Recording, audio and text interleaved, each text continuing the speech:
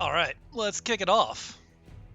Hello everybody, welcome to round 3 of Tournament 4. As for where we are and what we're doing, let's take a look. We've got 3 players that have been eliminated already. And we've got only 4 people left in the upper bracket and 8 in the lower bracket. So we're going to be checking out Lefthook versus Wirox and Agent Cypher 19 versus stoicrooster to start things off. Both of which are going to be really high caliber matches. These guys have been on a winning streak to get to this point. And then we're going to be checking out the eliminations between myself and the friends listed below me, as you can see on the bracket. And the pairings are also shown on the right side where you can see the braces connecting. So Lefthook versus Wirox is going to be an Argyon versus Sif, and for match 2, the loser can bust out their secondary deck, which could be Ragnora or Cassie, depending on. And then for the lower bracket people, they can throw whatever deck that they want of the 2 that they've chosen for the first match. Makes things a little dicier, makes things a little spicier. Yeah. Well, with that said, let's jump right into it. Starting game number 1, Lefthook versus Wirox. Best of 3s the whole way down.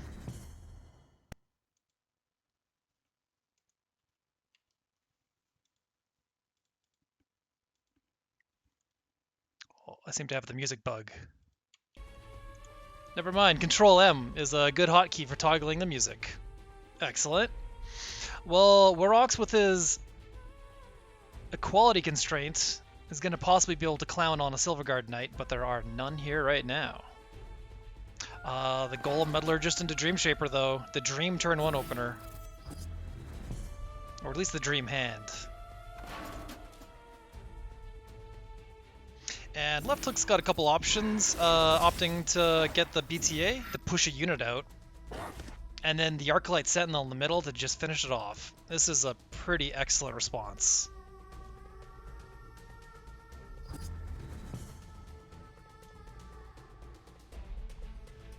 Wirox could respond with a Bone Swarm, clears an Alchemist, but it's not that great.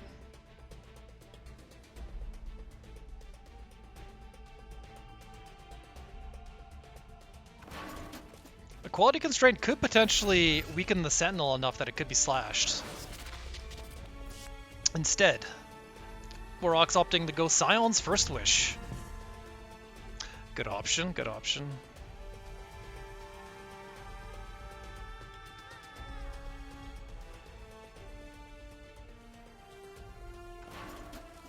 As for what Lefthook can do, grab the mana, so the Tigris becomes a play. Could potentially get the Spear Chucker and her pack of cubs.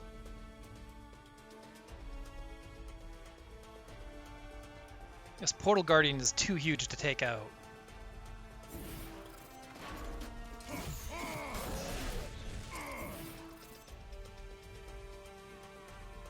So just gonna slash it now while it has 1 attack.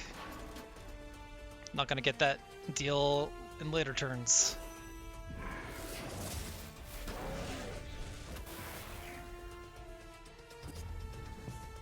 Doesn't have a lot of hard removal, has to kill units with damage for the most part. So Lefthook definitely respecting this nasty Portal Guardian.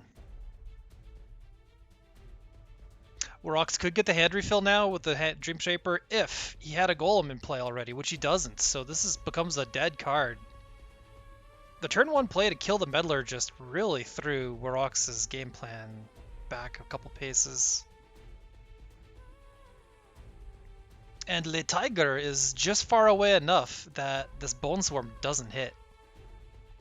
And Grapnel could steal it, but that'll be 2 turns away.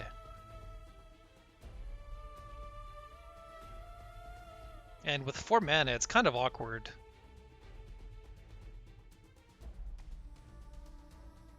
Best option's probably a single Portal Guardian and weakening the Litigris. Oh, or we can just go for the kill on the Litigris. The Sif special.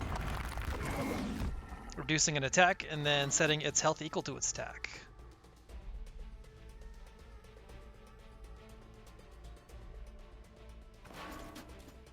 Pretty necessary minion to clear, because otherwise they would just be generating cats all game. Lefthook replaces, does not find another one. Has a decent assortment of small minions and a ROHINXO to work with. Portal Guardian is spaced out far enough that the MO cannot hit it and the general, so might as well just summon some dudes.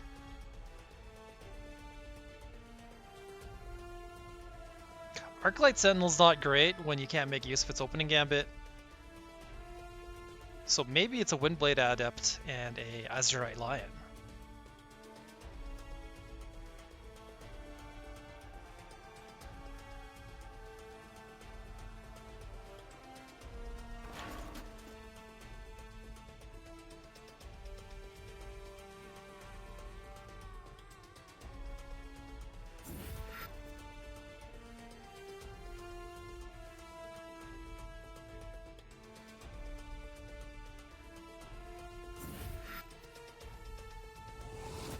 Placing these units as far back as possible so this Portal Guardian isn't anywhere near.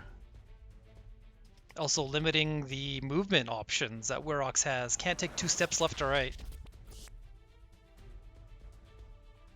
But with this buff and one more minion, this Windblade Adept could be cleared by the Guardian.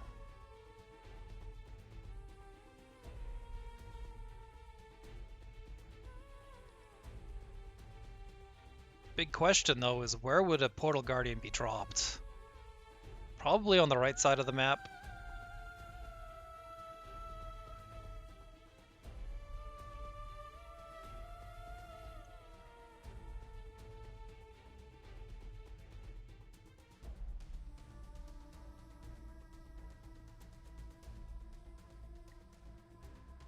Could potentially draw another card with the Scion's First Wish.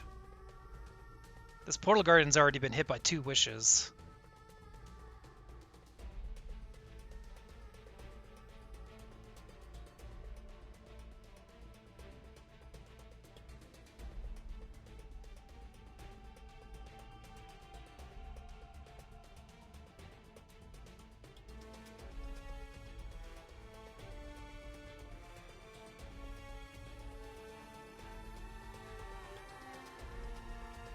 That's most of his turn time. Really thinking about all the cards in his deck before drawing them. Doesn't necessarily need to throw the buff on that. So throws the buff on the new Guardian. Just give it any attack. Oh, it's your time. Time to clear this. And slashing the Sentinel, just to take it out. Board pretty simplified. This cat could potentially be roared for a bit of extra damage. If it wasn't on cooldown. So Wirox's actual option, or Lefthook's actual option here seems to be the Windblade Adept into ROHINXO, but the spacing is too good. Not going to be much value.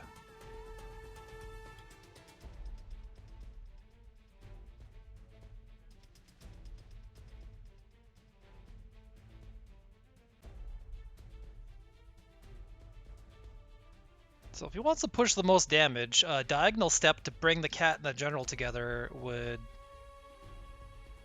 not even do anything. So might as well just take a step forward and slash the Guardian? Yeah. Get this thing low while it's weak.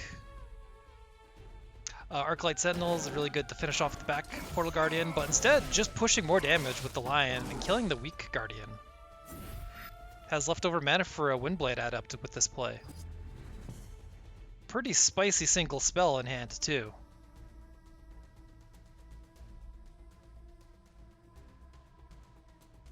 Wirox could spend his entire turn stealing a single cat. Not great. The other line of play looks like a Razorcrag Golem into casting a Dreamshaper. Which is kind of awkward because the Golem's slow. So the Golem gets swapped out for a Swarm King Scarab, which does not power up these Dreamshapers or enable them. But it is an endgame threat just on its own. Being surrounded is not ideal for it, though. It wants to be on the back line. So the play might be diagonal step and then summon it. But the counterattack is going to be pretty heavy.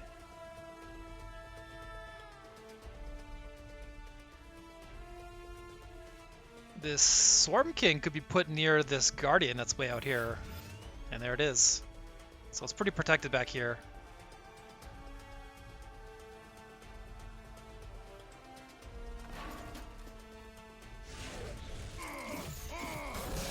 Portal Guardian cashing in for 4 damage before it dies to a random Blood Tier Alchemist. But we can see Lefthook is just holding on to Decimate, which is a really good option for removing this bomb in the back.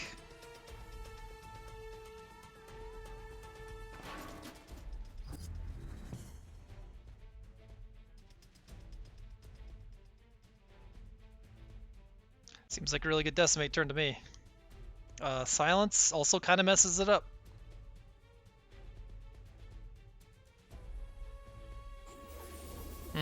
Okay. Saving the Decimate for a bigger play. Instead of just going 1-for-1 with it. So by roaring the cat, you get double the damage. Really nice with the Celerity unit. Which puts Wirox at critical health. 2 hit points? And the Swarm King Scarab is just the beef. Doesn't have any moves. Replaces and finds a second grapnel. These don't even function. Yeah, Wirox is toast. Needs a blocker and needs a little bit of a health bump to get around this Tempest.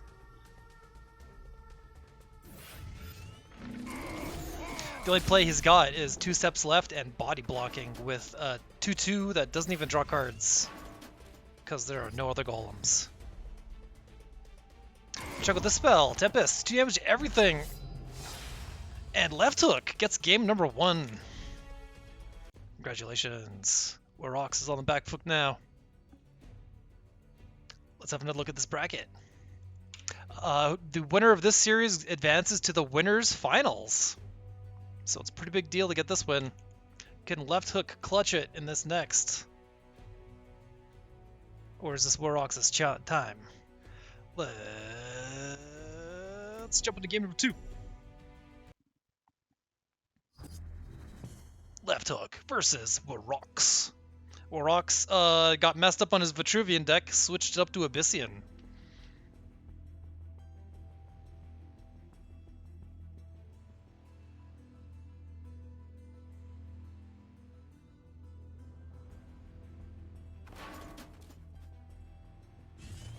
Darkspine Elemental has some mediocre text, but it is a giant body. 1/4 for 2, pretty nice.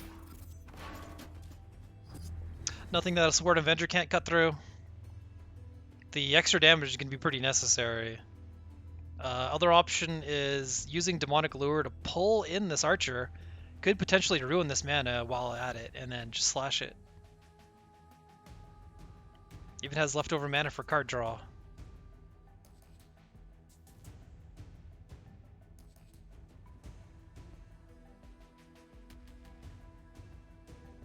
And the Saber Spine Alphas match up really well against these Nobles. They'll just kind of rip them up if they get a chance. Really good card in the matchup. Okay, so Wirox sets himself up for grabbing 2 mana tiles instead of doing the play where you spoil the enemy's mana tile and go into the center. And also opts to not just cast the Sphere of Darkness for nothing. Waiting for an actual target since it does 2 damage.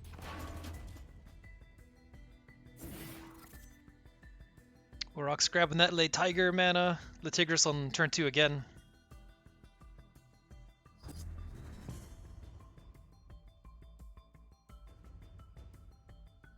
Which seems like a pretty good candidate for Ping Punish.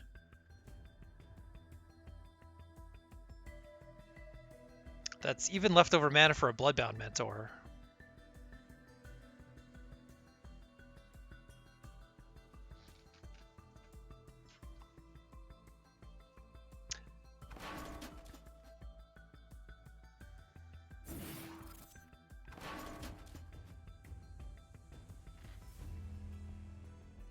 Boom, boom, the 1-2 combo.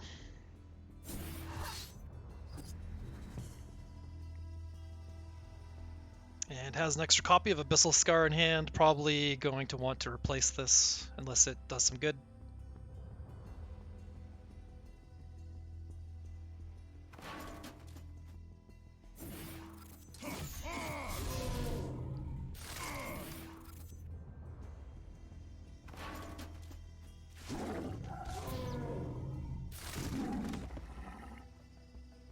Well, the first Latigrus was removed, how about the second one?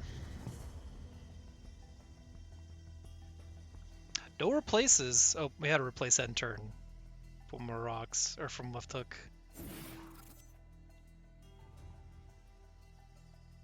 One Sphere of Darkness cast, it immediately finds another Sphere of Darkness.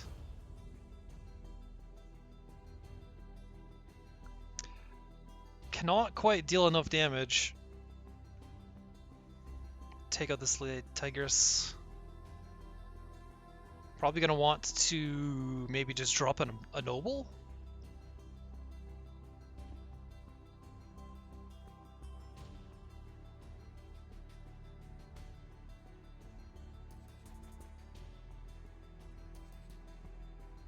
Other option is get a little more creep generation and possibly another card draw.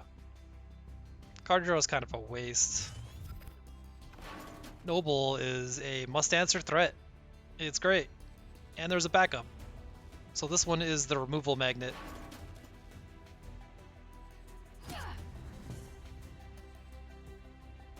Lefthook probably going to advance, take a slash, go for the big heal spell, because this will take out the Noble in the back.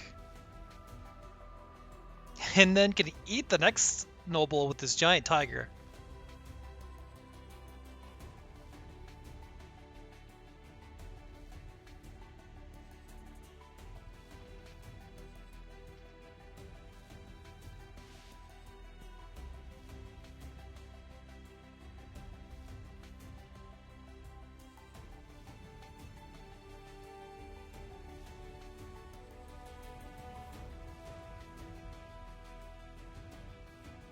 It seems like too good of a move to not do, and then you get leftover mana with the Roar.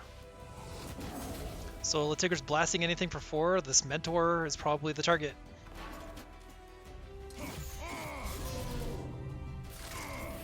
Doesn't get great cub spawn with it way in the back, so it's going to be pretty slow to get anywhere.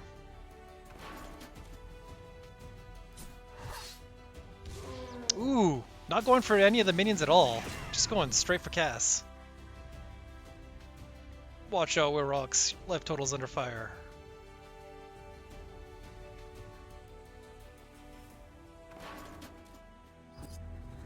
It might be time for Klaxon.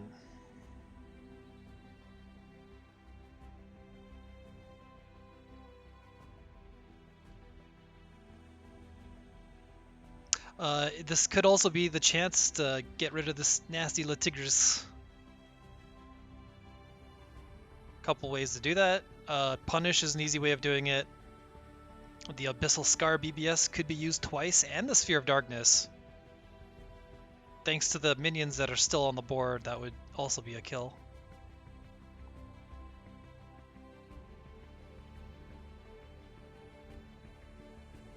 Probably can't drop the Noble now because it'll just be removed right away.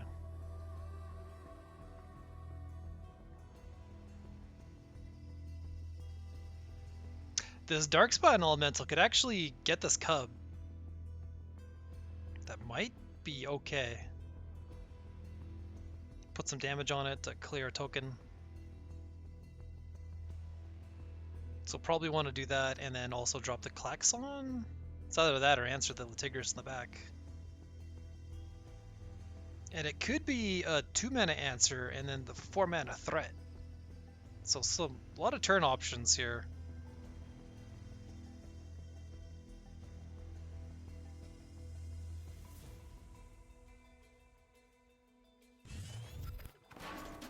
Okay, so it looks like a punish turn.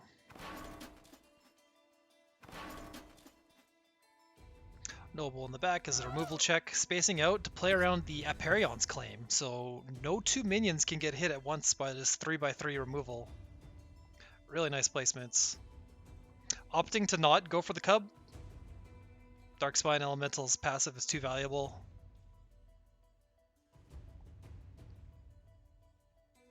Lefthook's probably going to summon Saberspine, if I were to guess. But, do you even go for the minion? Just go for the general, right?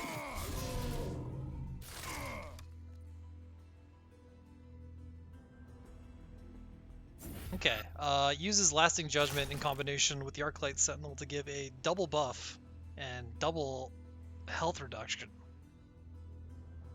+5, -5, pretty nice. Into the full surround. So the Saberspine is secret damage for later.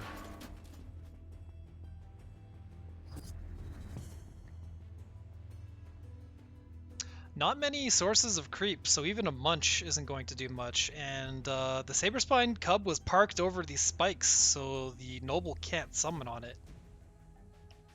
It's a very rare play that you would gambit one of your own minions, but this does a lot of good. This Night Fiend doesn't do anything without more creep. Instantly replaced, but doesn't have much better than a Klaxon, which would get immediately answered.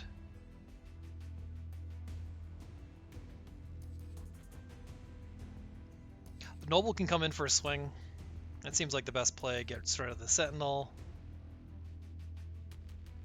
And then maybe Klaxon at the bottom right to make it so it can't be also hit by the claim.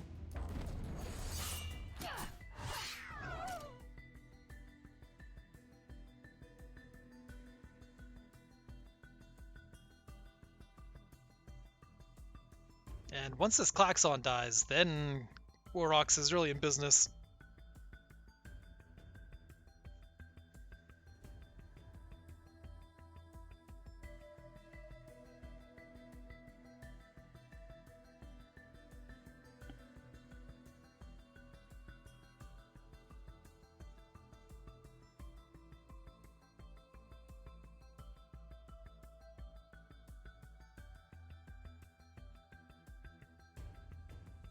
Going for a ping and a slash. Gets rid of that minion. This doesn't set him up to play around claim though.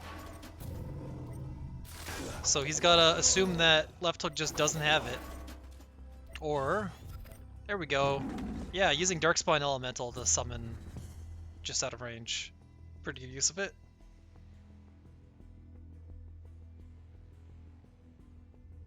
And Klaxon, too huge for Saberspine.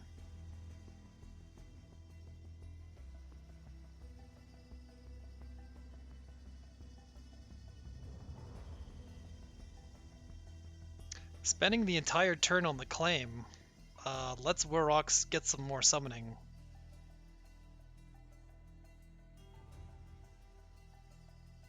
And potentially in a lot of dangerous spots. And maybe even quad damage spikes with this extra Darkspine.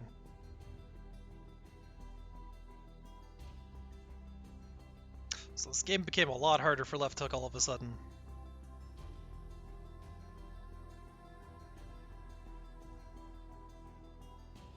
The claim is probably still the play.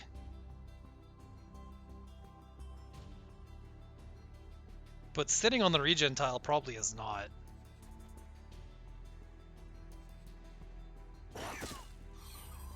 Two for one. Creep everywhere. At least it is only hitting for one.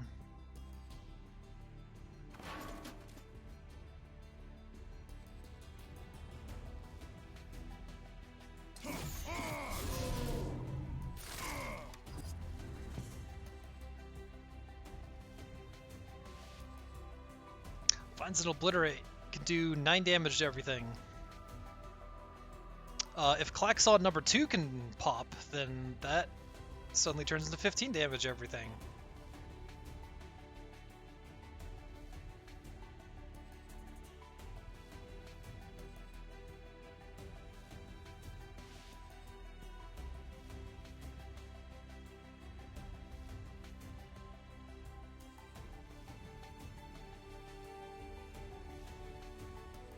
And a Dark Spine. The play is probably a Klaxon and a Dark Spine. Noble is a pretty good option though. What if a Klaxon is summoned by it?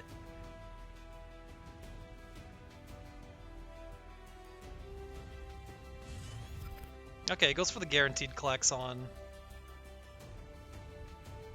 Gonna want to park this Noble in the corner probably.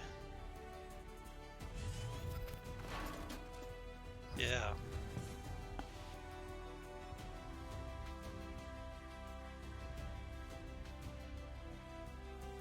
Klaxon number 2 is a big problem.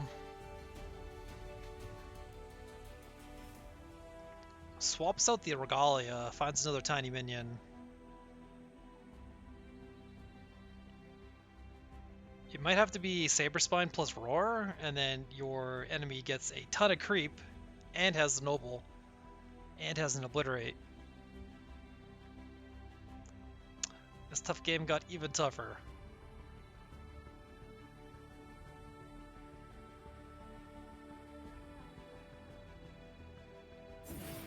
Saberspine.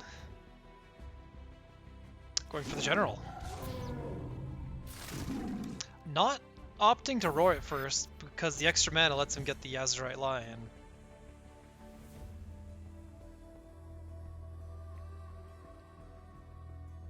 So Wirox can't just put on the Spectral Blade and go to town, since his health total is so low. It's probably the replace.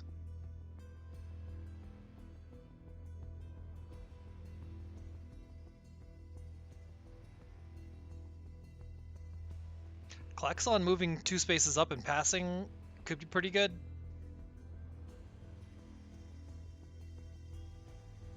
And the Spectral Blade could be used in that situation to clear the Lion. And that leaves plenty of leftover mana for the Noble.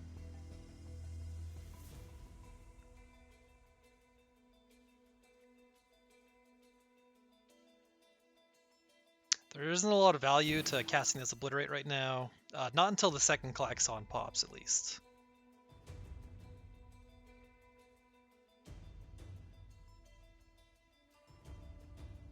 Sphere of Darkness, targeting the Lion. It's a pretty dangerous thing to slash. Should put Cassie to 1.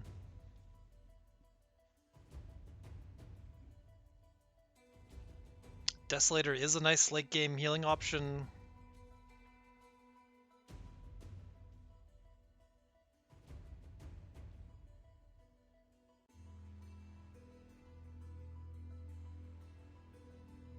So the play could be Noble plus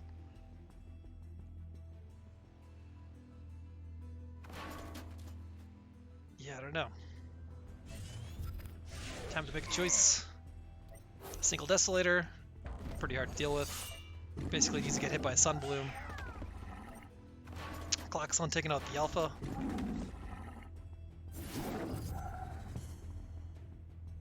Pretty nice stuff. Lefthook does have a pretty good 2-card combination though. Small unit and a nice spell to chuck on it. Could potentially get greedy and try to replace this Windblade Adept to find something bigger.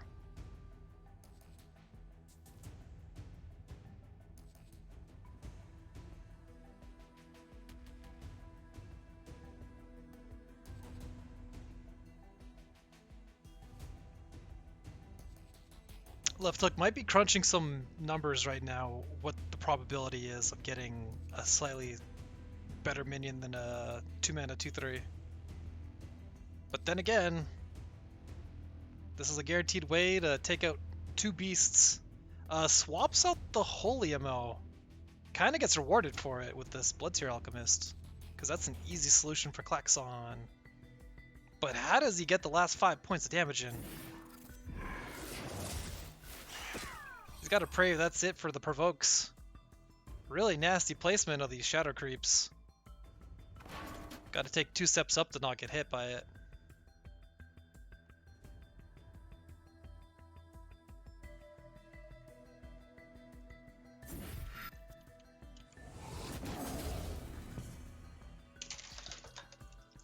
Whoa. And meanwhile, I spilled a bunch of water everywhere. I'll be back in a minute to grab a cloth.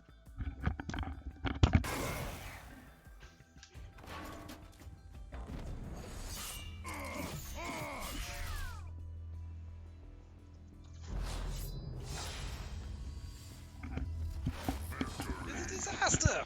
Hold on. We need to rewind. Actually, we saw that Cassie... What on earth? I stepped away. Bad timing for that. Well, you at home got to see the tapes. I'm gonna have to rewatch that at some point. But how was he getting that last bits of damage in? Must have hit the concede button because the answer was he was not getting that extra damage in. Wirox tying the series up 1-1 against Lefthook. Not an easy thing to do. Let's have a look. Right, the Obliterate in hand would have been a really good way to clear that. Thank you, DrunkScott0 for the info. Taking a look at where we're at. Lefthook and Wirox have a single deciding game left to decide who goes to the winners finals, and then we'll just go down the list from here to see who is going where. Jumping into game number 3 of series number 1.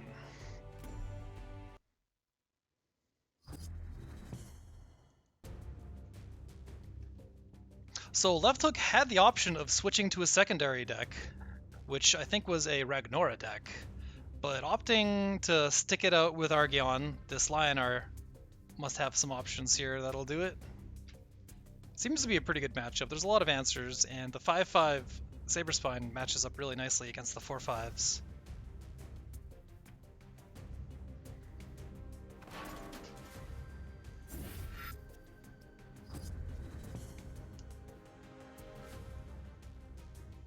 Lefthook opening up with his trademark emoji.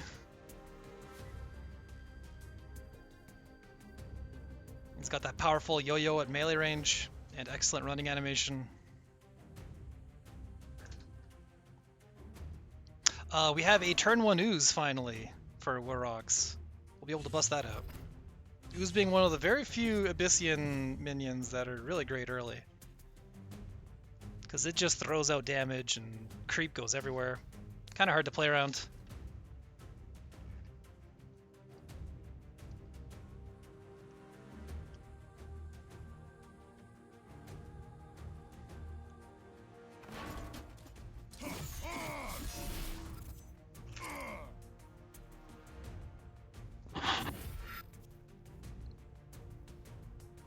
So if you give it +2, -2, it actually doesn't count as damage to the Ooze, and the Ooze spawns extra creep tiles every time it takes a point of damage, or any amount of damage. But this is a good way to only get the single tile, while getting a pretty massive board. Really strong start from Lefthook. Threatens to capture every single mana tile, and is blocking all of them at the same time. Wirox with some late game options in hand he does not want to be seeing right now, like a Munch way too early, Desolator not great early. Funny thing happens when you get multiple Darkspine elementals out, but it's a very low chance that this Abyssal Crawler is going to put the creep exactly where he needs it. But is this the kind of gambit that he needs at this point? Does he need to go for this kind of risk?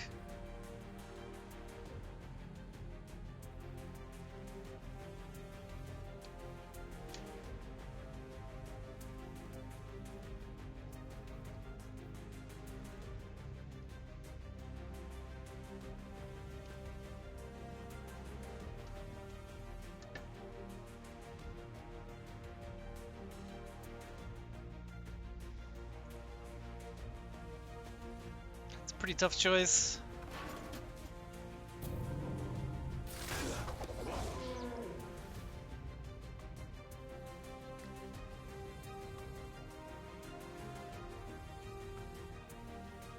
This Abyssal Crawler ideally would be able to survive a little bit. Desolator's kind of tanky in a way. If it dies, it returns to the hand as long as it's not silenced first, so seems like a pretty safe thing to throw out there. And setting up to threaten the bottom tile as well. Always a good move. Kind of forces Lefthook's hand to move down now.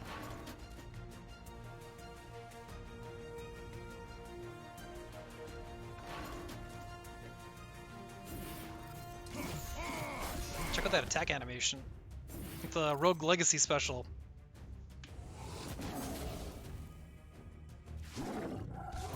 And a roar on the Cub pushes through another 4 damage. Face is the place, as it turns out.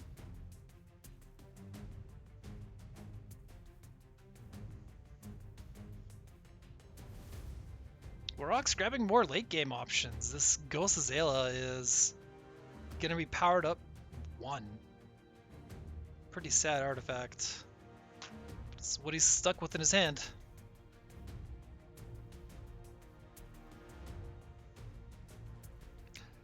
Ooze is pretty nice to see.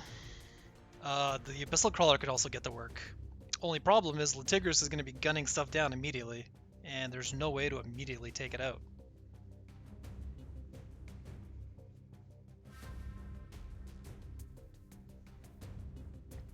So probably wants to put the Abyssal Crawler somewhere where it'll survive an extra turn, maybe this top corner. Alternatively, could put it somewhere where it could be cleared easily? That doesn't sound right. Desolator could potentially just swing to get back into the hand to be cast again. So it can do another 2 draw, or 2 drain. But getting the use down has got to be the play. Because they freeze you up mana to get this crawler down too.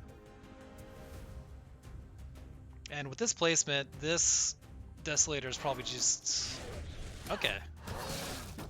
It's gonna chip away the Sentinel. Seems good.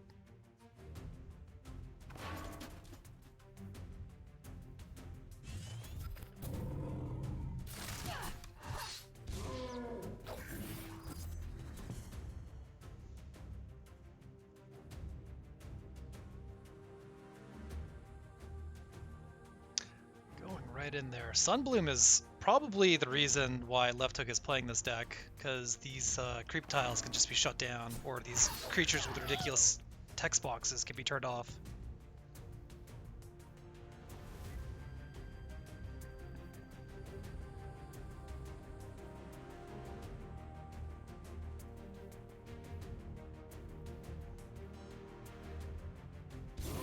It's a holy immo turn though. There's not a lot of,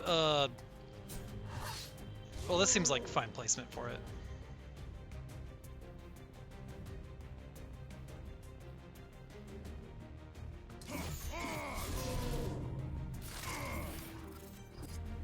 Oh, the Saberspine Cub is on spikes and passed to turn on spikes? But why?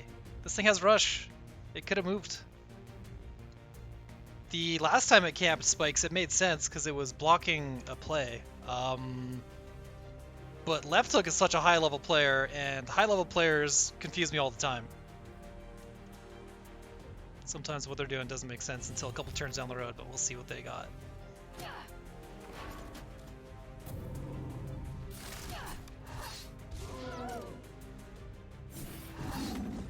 The Tigris down, but at what cost? It's a lot of hit points lost. Lefthook with a pair of these giant cats. So next turn and the turn after that are going to be pretty deadly. Has the option right now of clearing this Darkspine, which is going to allow Wirox to run away, but it's probably better than not. Nope, wait.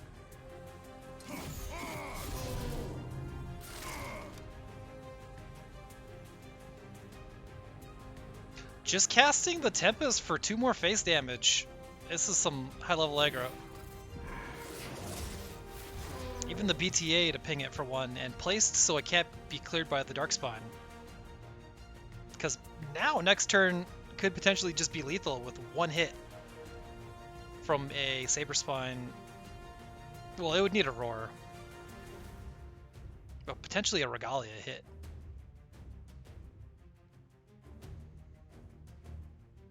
Ghost Azala is still tiny.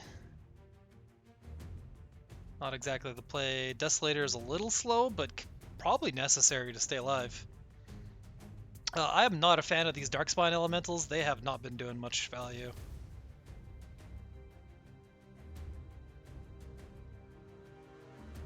Been an extra point of damage here or there from creep, but in this match in particular, this guy's just a 1/4.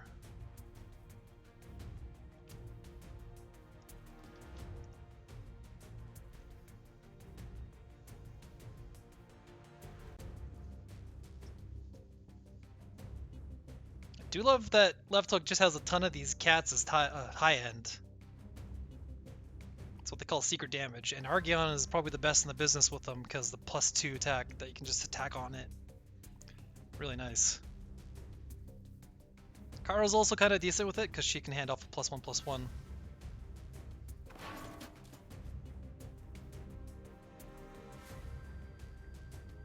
So Wirox is going to fade into the corner, probably going to drop a healer. And this is like replace fodder. But these spikes have become extremely dangerous. Lefthook can't just move into one now.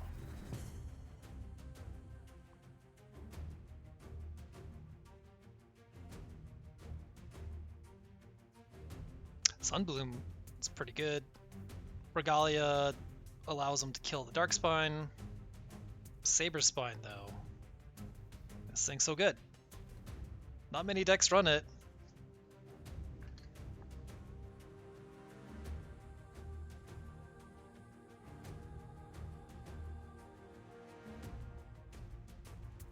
Wirox finding another Ghost Azalea and has kind of a removal based on minions. So if one of these Saber Spines was hanging out, it could be warped to the back.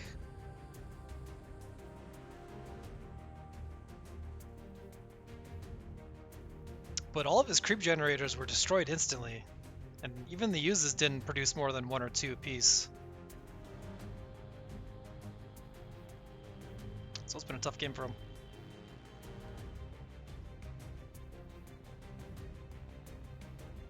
Lefthook could potentially use the Saber Spine to clear the Dark Spine and then take a slash in with a yo-yo. But hitting for 5 seems a little better. It would actually die to the quad damage Shadows creep though. But that might be good enough. But Lefthook is playing around Desolator, coming back and healing some more, or potential Munch. Really good healing options. It is time for the Regalia.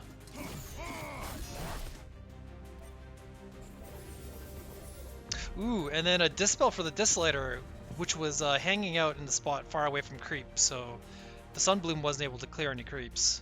But turning the text off this thing is really good, because this is kind of a late game value engine where Cass can just ping her own minion, and for 9 mana you can summon it twice in 1 turn with a ping in there.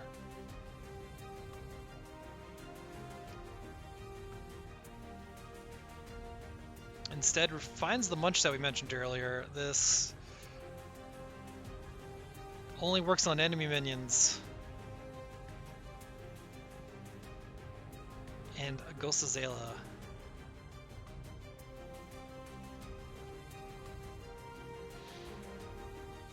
So by attacking for 2, that turns off the Regalia damage resistance, and then by equipping the Ghost Azalea and going face, that can be another 7. Which ain't it. Wirox has probably got to play to his outs and fade. Of course, we see these Saber Spines, so...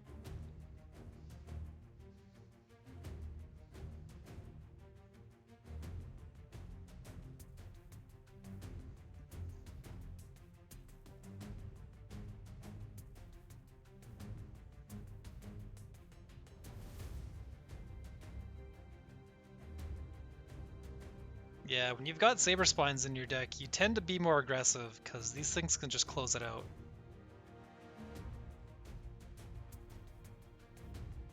And Wirox has the half of his deck he does not want to have in his hand right now. Would much rather be playing a Klaxon or get some Nobles out.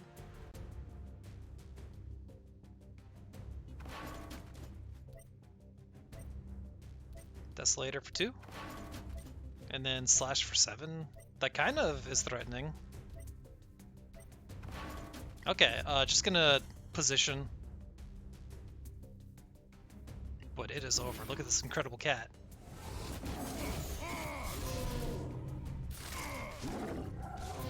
First series of the game! Of the day. Lefthook!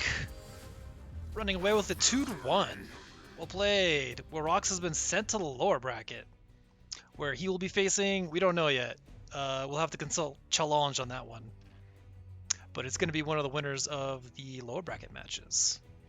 Lefthook has one more match in store for him, and then he's in for a long wait, assuming he wins, for the grand finals. So we'll see how that goes. On the other side of the winners bracket, we have Agent Cypher 19 versus stoicrooster.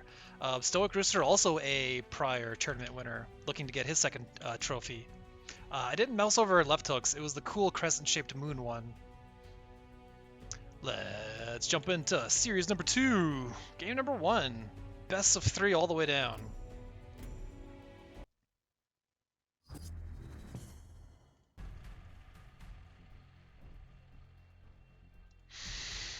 Yes, indeed. We've got eggs, we got respawning with some rush on Agent Cypher's egg deck.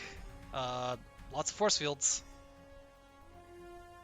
And stoicrooster is playing a fault deck with some golems, because that's what you do for Vitruvian minions, and maybe the sand tiles will be able to get there.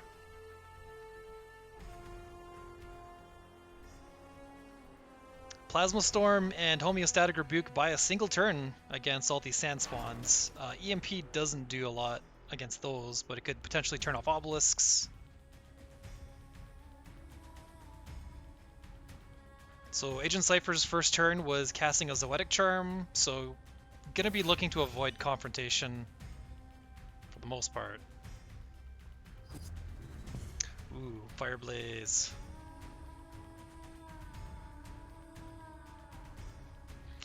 This Fireblaze is a really good way to clown on this Erratic Raptor, because it's a 5/5 that turns into an egg in one hit, so this Wind Dervish will do it.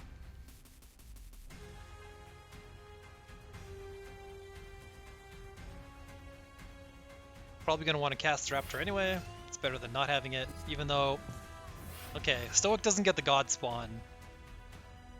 But even if it did get the spawn, this egg has a force field, so it would be pretty safe. But, check this out. Stoic's got 6 mana. Cataclysmic Fault. Uh-oh. Uh-oh. Look at this filthy second turn. The middle tile basically has to be camped on now.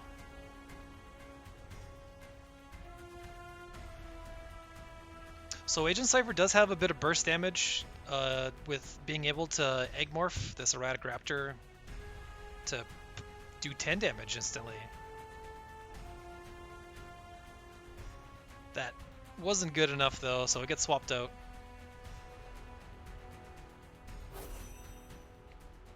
And then just blocking 2 tiles. It's a good thing to do. Might as well take the 5 damage while you can.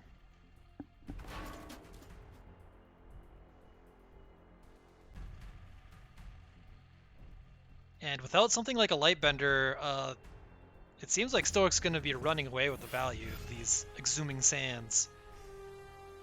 And check out this trophy. Might be a second one here at some point.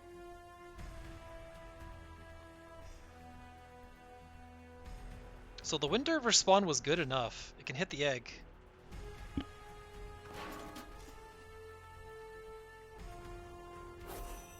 And could potentially Sand Swirl Reader to get another sand tile. Because now that Agent Cypher's hand is full, Sand Swirl Reader just kills a thing. Ugh, look at this.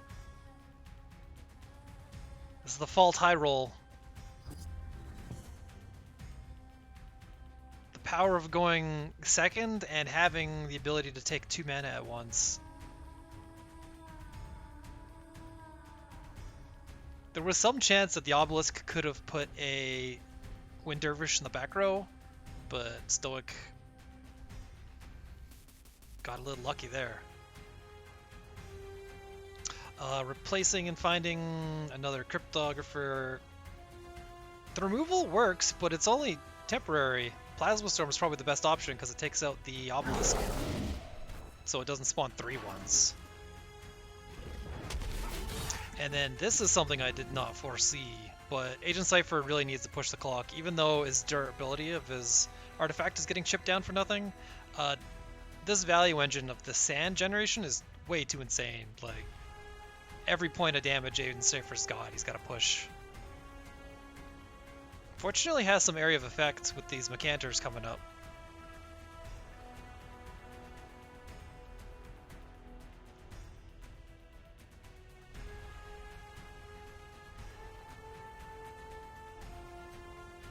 So maybe next turn Mechanter, the turn after that a Rebuke, plus a bunch of eggs. Turn after that more Mechanter. Agent Cypher seems to have pretty good lines of play.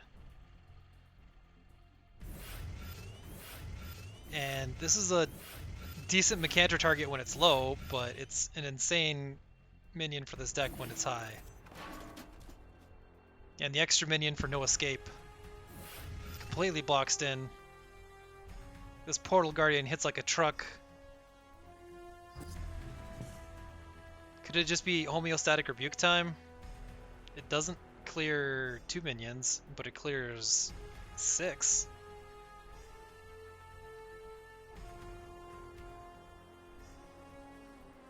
Because this Portal Guardian, before it hits, it's going to get another one of those crazy buffs. You just got to expect it. So might as well just hit it now for 7 to the face. Doesn't have enough mana. Wait a minute. Homeostatic Rebuke plus Natural Selection plus attacking the Metallurgist manually. That's a full sweep that seems pretty good. Until the next turn, of course, but you just got to delete this board over and over again. Opting for Mechanter time. This does push a bit of face damage. I wouldn't have thought. So this artifact is falling off immediately. And this Portal Guardian lives. How is this the right play?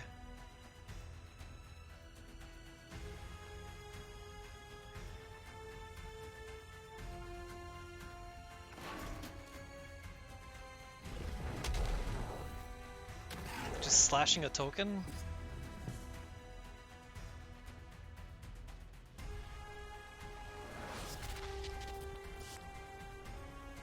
Yeah, this next turn is going to be absolutely brutal.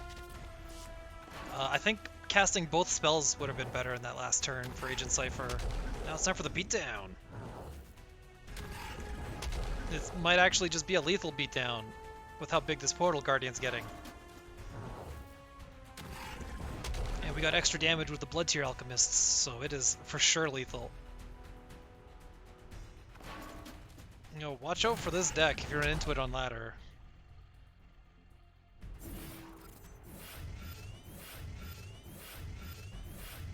Woo! And watch out for this minion. Runaway damage tank. Oh, 15 to the face. That's it. Agent Cypher is down 0-1. Congratulations, stoicrooster, on the win. Strong stuff, strong stuff. Let's jump into game number 2 of the upper bracket match. So Agent Cypher could potentially swap, and does so. Is now a Brome. A Wizard Brome. Has a couple minions, but has a ton of spells. Notably, spells like Sunbloom are going to be nice for getting rid of the sand nonsense, so just not replacing it.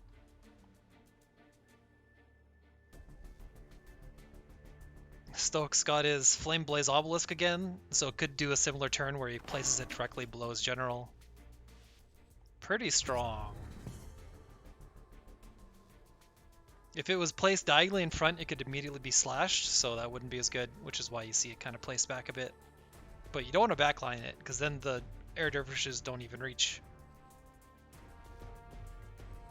A very normal Brome turn 1, you just step out and pass.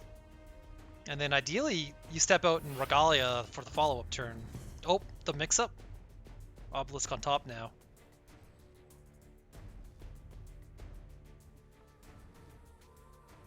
Oh, Agent Cypher does have an excellent minion. Could potentially silence to destroy the mana tile and the obelisk's ability to make units. That might be good enough to just do, and does it. Yeah. So this shuts down the option of Stoic getting turn 2 6 mana. Agent Cypher already in a much better spot.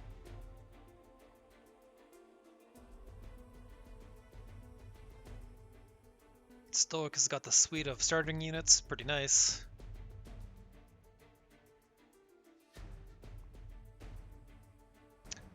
Looking for a way to guarantee these mana tiles for himself, which could mean a Metallurgist and a Celebrant placed around just to do some flanking.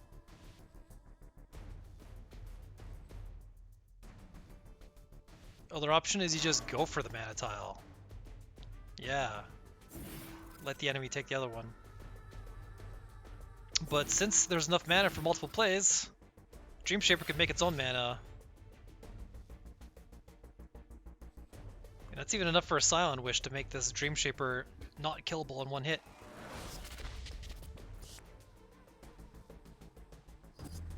Very different start from Stoic, but also still really strong. It's not really overextending because he's still got 5 cards in hand, and finds the fault, so fun time is coming.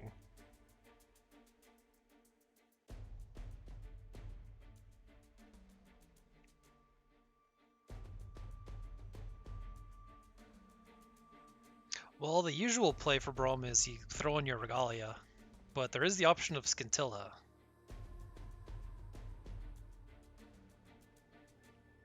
Regalia might be better, because it would one-shot every minion. It would lose a durability pip on the Dreamshaper though, because it hits for 3, and the Regalia prevents 2. So instead, gonna just blast it with a Sunstrike. And the mana could be used to cast the BBS.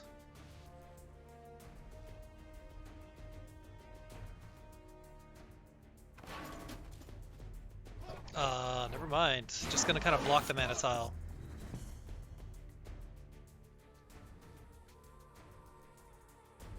So these Bloods of Air aren't so great when there's so few minions. And the mana can't be grabbed this turn, so this Fault is just gonna have to chill in the hand for a bit. There's nothing for Sense Rule Reader to hit. It could be potentially used on one of your own minions, like this Fireblaze Obelisk could be returned to hand. But that's not great tempo. Better play might be a Scion's First Wish just to draw something.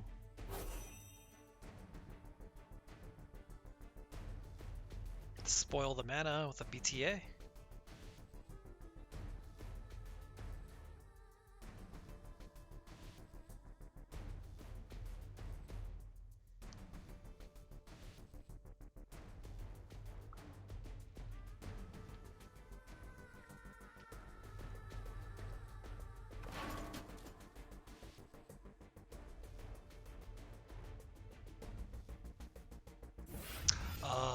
Kanum Ka. One of the biggest playmakers of the deck. I wasn't expecting it out this early. What is it even doing?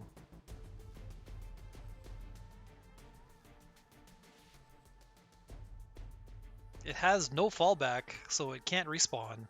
It's gonna have to hide.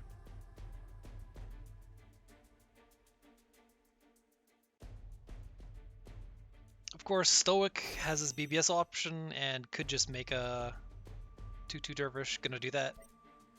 So if anything happens to Ka, got this. Agent Cypher could dismantle this pretty easily though. You just take one step over, bop the Dervish, and then finish off the Ka with one of his spells.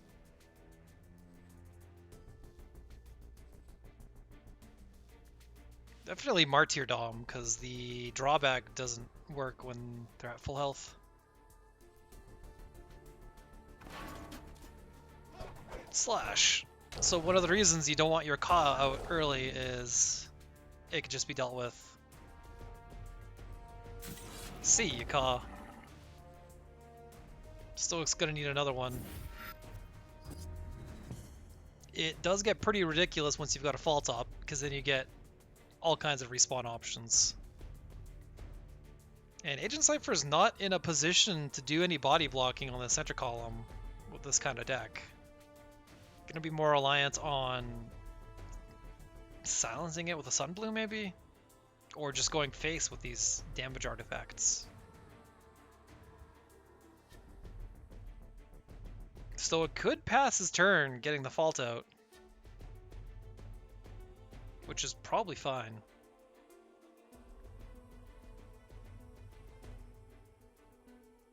A Paragon's Claim does a lot of work in deleting it too. Oh, recovering the obelisk. So the obelisk can be used again to +1 all of his tokens. Really nice. You almost always see this minion being used offensively, but this is not a minion deck he's facing. Might as well undo the silence.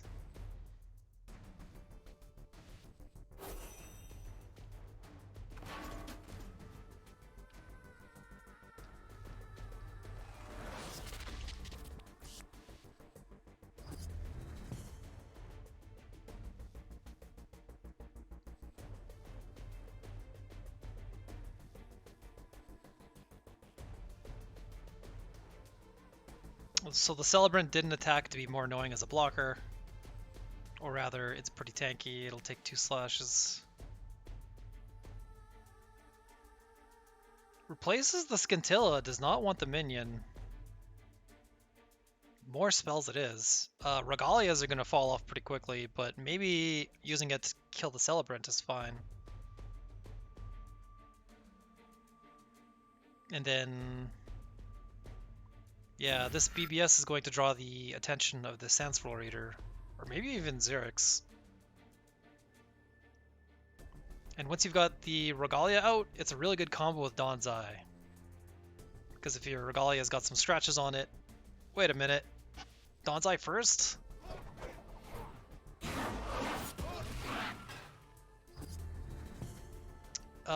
It's certainly more damaging.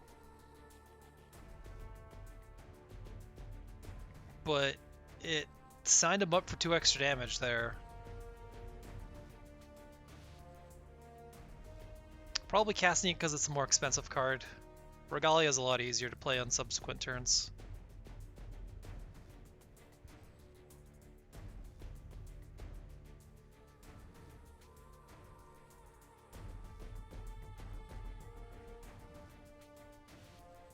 StoicRooster could potentially do a fault and then immediately activate it with a Blitzer Alchemist. It seems too strong to not do.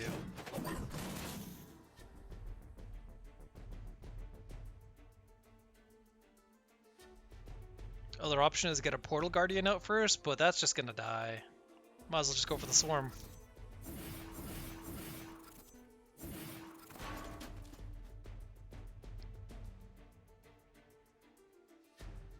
And then this Golem Meddler just gets out of the way. Probably a diagonal step.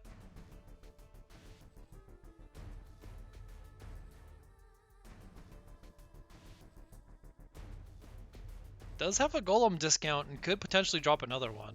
Doesn't have to drop the BTA, so this 1 point of damage might be better later. Really good for taking out artifacts, for instance.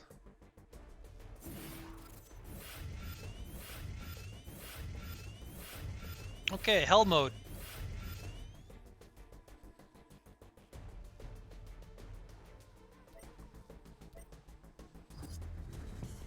Agent Cypher could potentially convert 4 of these circles into holding squares, or the hallowed ground.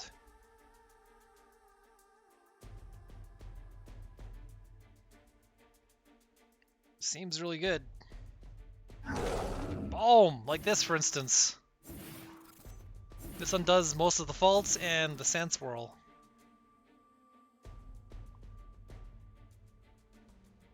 It has multiple Regalias.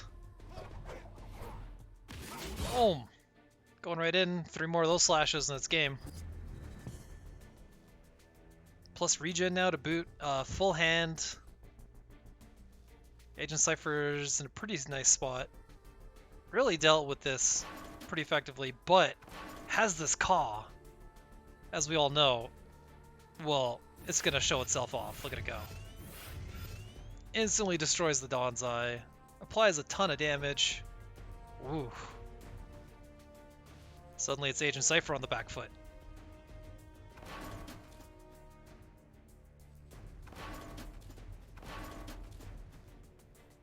Not opting to drop a Portal Guardian. It could be Fireblaze Obelisk time then for a +1 damage buff on everyone. There it is.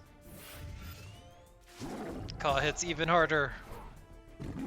This actually just could be too much.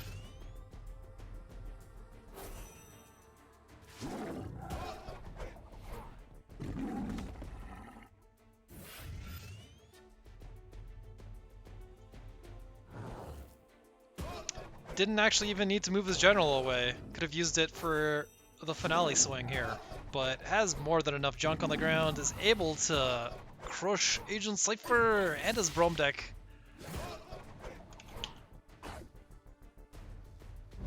And with that, stoicrooster is going to be matched up against Lefthook in the winners finals as he takes the series 0-2, or 2-0 rather.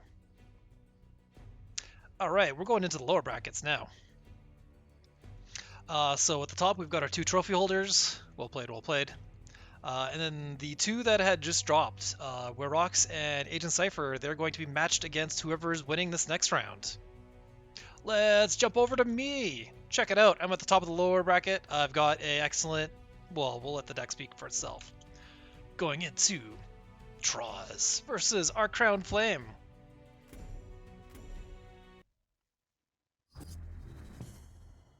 And what do we got? Yes, indeed, Lizard Battle. He's got the Grow package, replaces nothing, keeps his entire hand, which is kind of suspect with these 5 drops. But the Huntress and the Godhammer are pretty incredible. My game plan is typically deleting the enemy's hand with the Mutavore and casting the Apex to cheat it into play. RCrownFlame actually did swap his 5 drops. He's got a Primal Flourish strat going on, so Grow Tiles are going to be the name of the game. I have no Dispel, so I'm going to have to try to win with this deck deletion technology. And here's the spell to cheat it out. And everything else is just early game filler.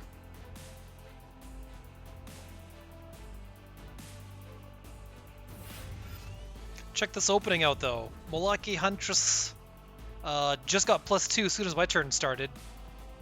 And gets +2 every turn, so it gets +4 basically per turn cycle.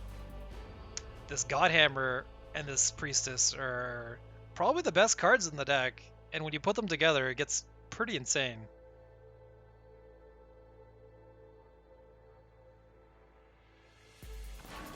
And I replace and find a second Apex. That's not great. Chipping away Pip of durability of the Godhammer. And this Huntress is going to get out of control. I'm going to slash it while I can. It's going to have 6 health by the time my turn rolls around.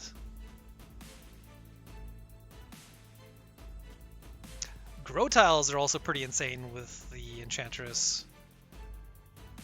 Because I believe they hand off a +2/+2. Doesn't have the minion count to really justify throwing it down. Can only cast one thing. Shieldmaster is probably the best of those.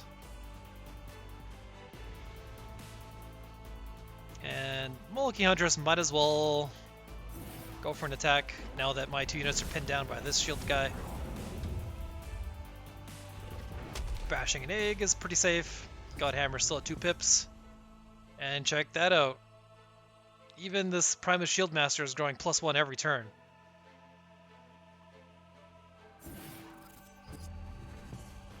I don't want to hit a minion that I can't clear, so I'm just going to leave it alive and throw a Spelljammer here to refill my hand. So if I get the 7 mana spell down, we're in business.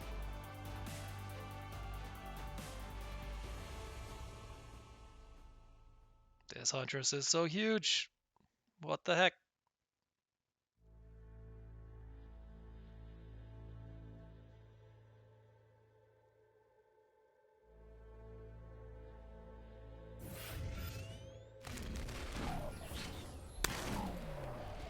Beastclad Hunter to grab the mana for the War Pup.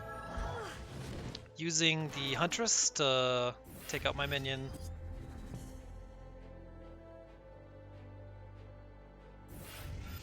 Okay, so Lava Slasher here is a really easy play because I have an opportunity to take out that Priestess, the Huntress, and if I didn't have the slash at it, the early game, then I would have scaled out of control already. So every point of damage on it mattered.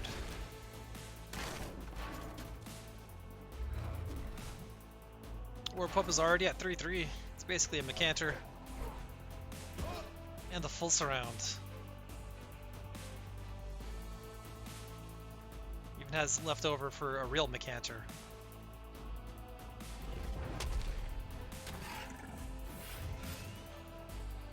One hit point.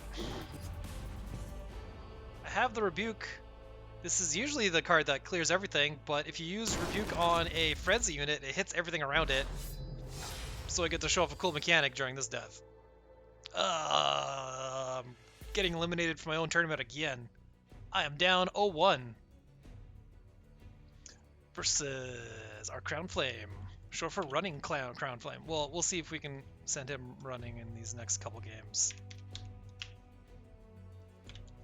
Yes, indeed. Game number 2.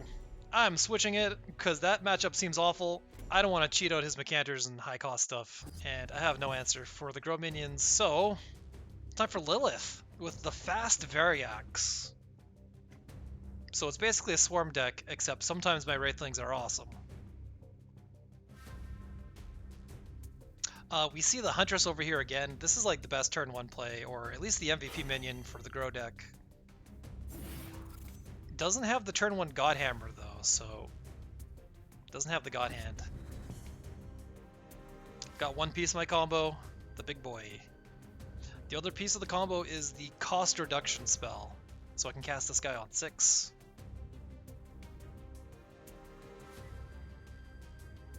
Has some decent replaces.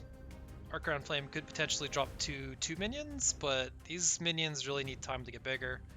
Priestess might be a better play to put it like a diagonal step down and then the diagonal placement. Doing the forward play instead. At least is protecting the Huntress by placing it below the general instead of diagonally forwards. Fortunately, I don't care about placement. I have a lure, so I can just grab it from wherever it is. I might even go for the mana spoil technique, where you drag the minion onto a mana tile, and then, yeah, check this out. Because normally next turn, Voth just takes a step out and bumps his mana up, but what if that was an empty mana tile?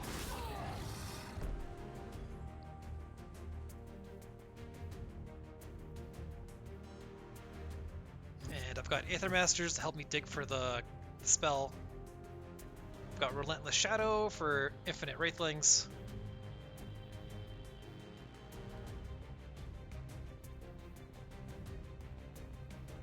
Our RCrownFlame could potentially start pumping up. Oh, never mind, replaces it and finds a Godhammer. A little late for that. That's usually what you want with the Priestess, but still pretty good if you've got a big board. Looks like our Crown is setting up for, yeah, Shield Master at the back. Has the extra mana for the Godhammer and just puts it on.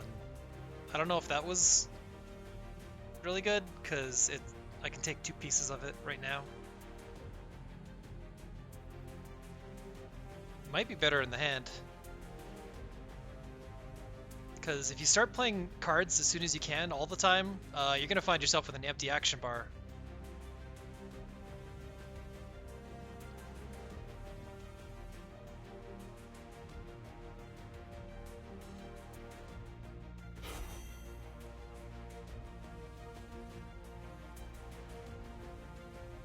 I've got the cost reduction spell here, so I've got both pieces of my combo. So it doesn't matter what I do. I just need to have a single Wraithling out that I can sack. Furiosa in the back. BBS. Whole team is bigger now.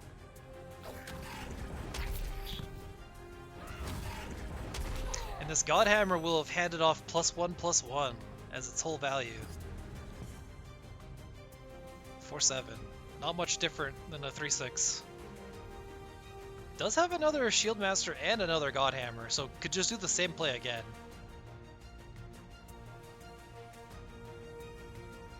Definitely doesn't want to hit one of my Wraithlings right now. Unless he's just going to trade the hammer. Bone Reaper is really good in this matchup, because it can take out a whole bunch of my Wraithlings at once.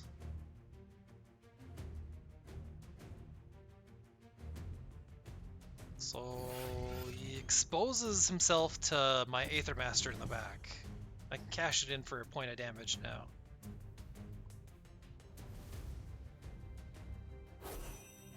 Blood type Priestess, pretty incredible.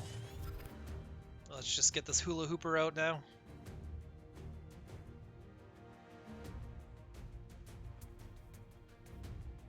Two Godhammers though, I gotta move in. Can't let anything stick. And this Beastclad Hunter is just indestructible, I just can't damage it.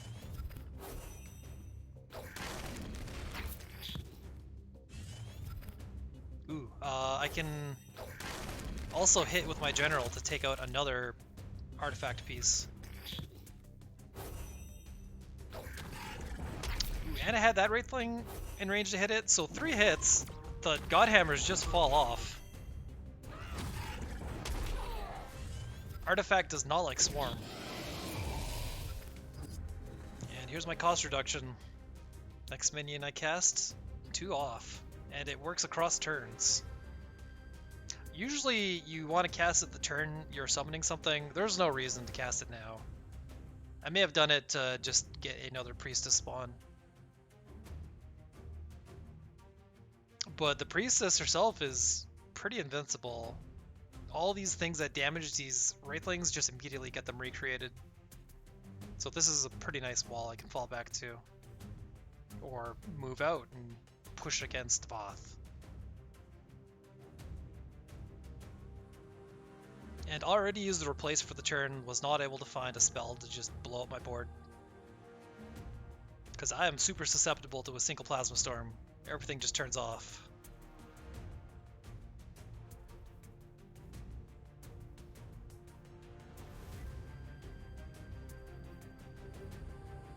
Bone Reaper still might be okay.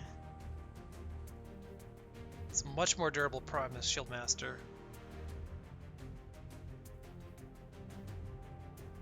Beastclad Hunter could go face, but isn't getting any value off this text box.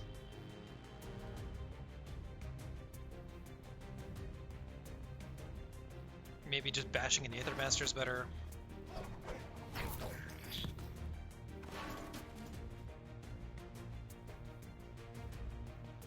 Fading away from the Priestess seems pretty reasonable. Bone Reaper's here to finish off my Aether Master.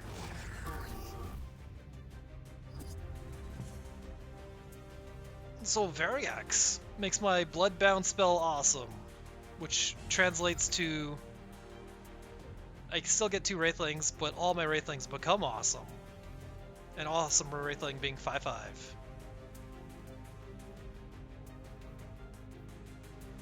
It's a pretty expensive spell though. Can't activate it in the same turn unless you have the discount and you have 9 mana. So I'm just throwing free units away.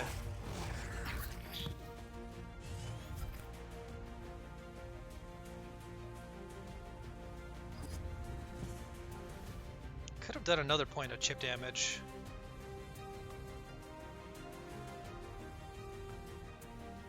Oh, now RCrownFlame has too many Plasma Storms. Where were these turns earlier? It doesn't... Actually, it would be good now because I have a swarm of dudes that are all going to be 5/5s. And the spell also casts, or catches the casters in the back.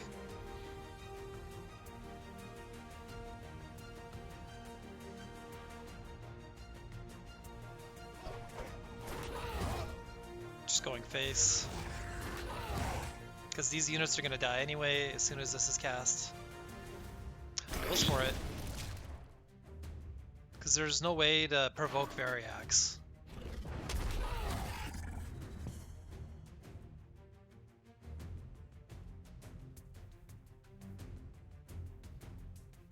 Relentless Shadow.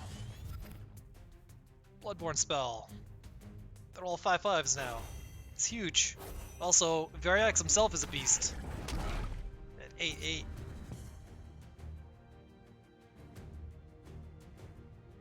Don't think there's anything in the Magmar toolkit that deals with this other than a Rebuke off the top. Replaces and does not find it. Finds a Shield Master, which does that by a turn? I don't think it does.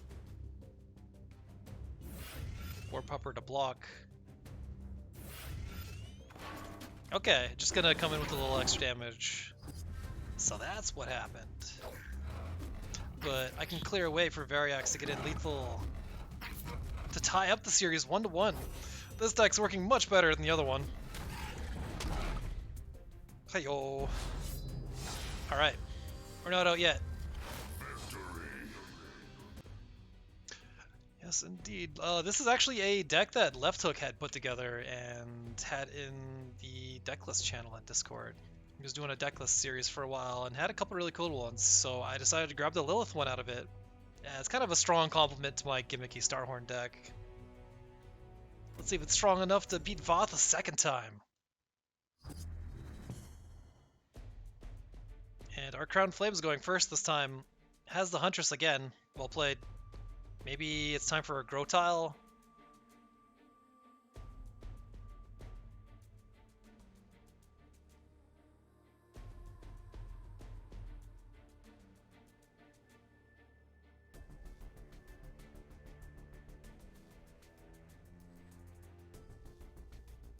Turn 1 Warpup. This is one of the best minions to build around in terms of being able to pump it up. Because Frenzy and Force Field, it's really durable.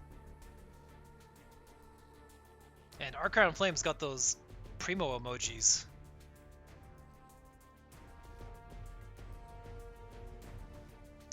I have the Wraithling Swarm turn 1 play, where you can kind of do an impression of Anar. Other option is using a Demonic Lure to immediately get this Warp up. Lure it is. Seems a little better with this Grow deck. Never know when it's going to start getting out of control with these Huntresses and Godhammers. Could potentially sit on a creep tile to pump up Rancor. It is a rare tactic, but it is kind of a way to punish it. Not very mana efficient. Possibly doing it? Nope, we got a Priestess or a Huntress in the back. And that was my last Sue used, so I think I've only got 2 copies of it. Gonna have to find the other.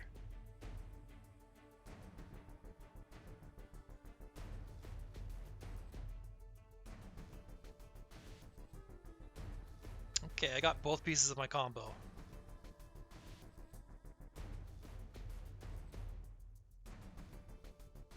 Next play is probably take every single mana tile. I was gonna say play the Furiosa, but then I went ahead and got rid of it. Found a really good card though. So stealing both mana tiles and then dealing with the Huntress seems great.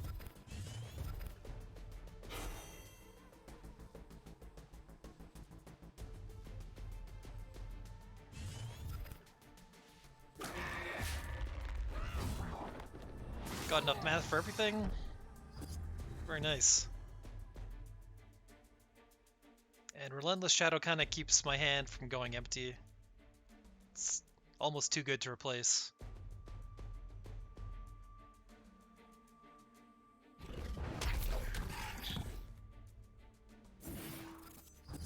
RCrownFlame making room for Primus. Behold me.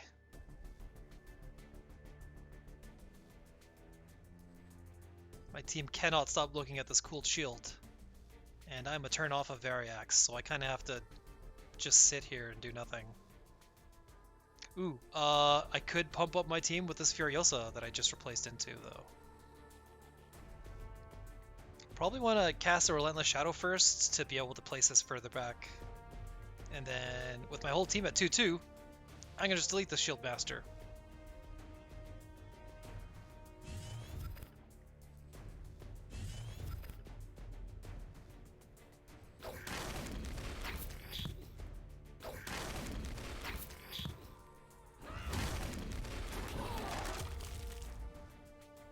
I'm just gonna hope he doesn't have another Plasma Storm. That would...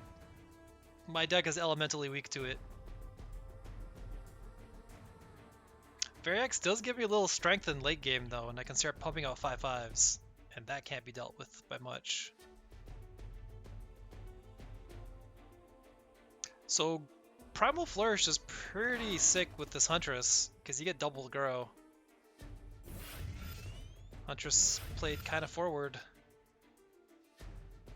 I don't have any way of reaching it though, so it's fine.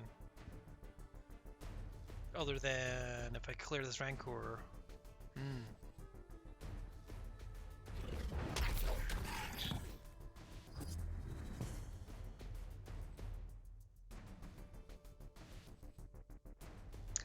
I replace and find a Chakram. Really good Swarm Wind strat. It's actually just so much damage. I can cash it in with 3 tokens and just do 15. Even Furiosa can jump in on the fun for another 4 damage. Or I guess, yeah, it's only +2 attack in Frenzy. But it is time for Big V.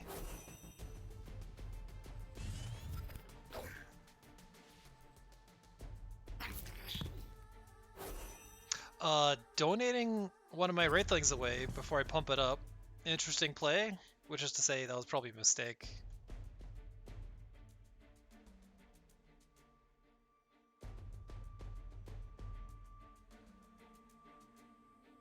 EMP does more damage to RCrownFlame than it does to my deck, because Wirox cannot be dispelled. And I don't even think that these Wraithlings go back to being 1/1.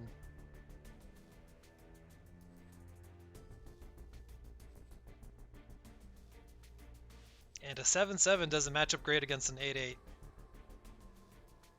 I do have to watch out for this Rancor damage though, because it gains attack equal to the pain that Voth is getting, so it could be a one-hit kill. It is chasing Furiosa though, so not too concerned. Bone Reaper for the lockdown. Eats one of my turns, but I could actually do a spell on it.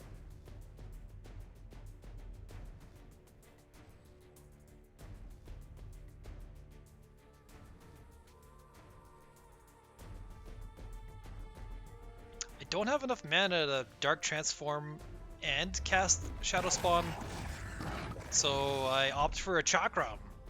So this Wirox just hits everything around it.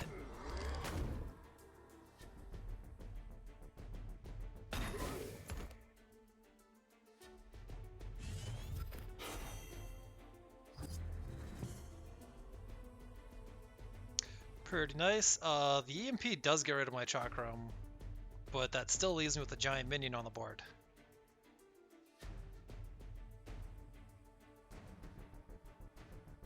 We got the Omniseer Pup Godhammer combo, but that needs time to work. Might just drop it all in front of him just to buy himself a turn.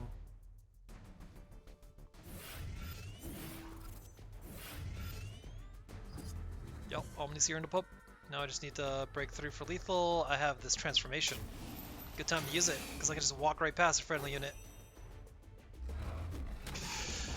Yeah, and with that, I'm still in it. 2-1 victory. And that's our first elimination of the day. We've got RCrownFlame going to be joining the red tinted portraits that we see at the bottom right, as we had a Vath player, a Kara player, and a Saj Cryo go down. One more Voth down. Alright, well, good games, well played. Thanks for doing the matches. Which is more than I can say for the next series. We actually did not get any replays for Skitter versus ROHINXO, as Rhinox disappeared. So we're just gonna give Skitter the walkover. Sorry, ROHINXO, but you need to play those games or read the rules, etc., etc. Thanks for playing the games that you did do, though. Some cool stuff there. But yeah, Skitter gets the walk and is going to be my next opponent. Unless we are going to be immediately sorting in the upper bracket. Actually, no, I think it's going to be me versus Skitter here. A little anticlimactic, but we're on to the second to last series. Which means it is the face versus SzulerShifty. Going into that in 3, 2, 1, go.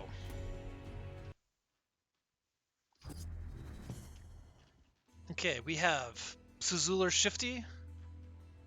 Even though the F is kind of cut off, I can assure you it's not two T's.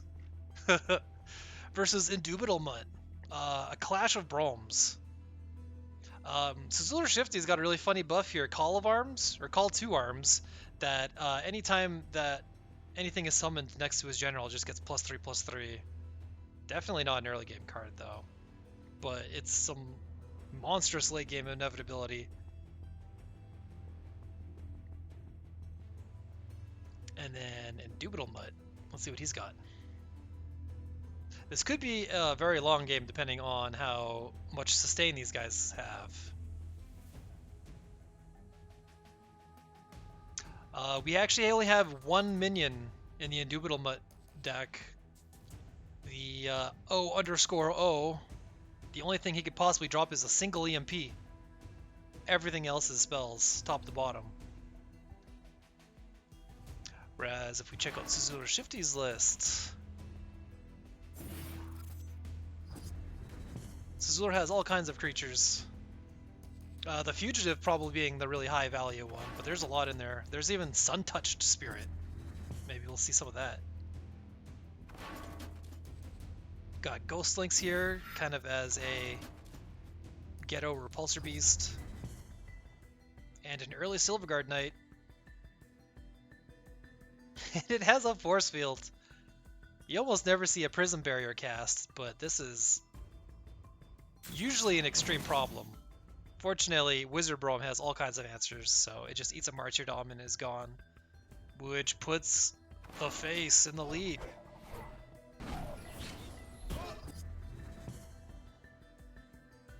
Called Arms showing up. This actually might break the mirror sideways and might be too valuable to replace. Despite being way too expensive, it's also way too powerful. It's probably worth. So grabbing the mana tells me that it's going to be the Fugitive. I love this card in the Brom Wizard because you get spells that are really good to repeat. And anything that you cast goes back into your action bar. It's got to be the last spell you cast though, so you have to really think about your spell ordering so you don't get yourself a copy of Kingsguard in your hand. Here's the one minion. The CMP actually could be a huge role player. Immediate Circle of Life. No fugitive value. Has a second fugitive. The plan is still good.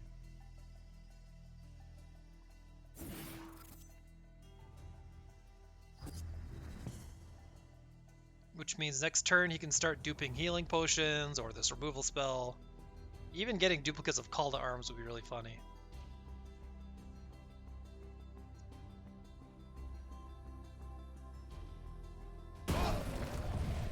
So you gotta take care of that thing with all the spells in your box. Sunstone Bracer just to push a little more damage. It's pretty decent with the Donzai when you can repair it back up. And it's free.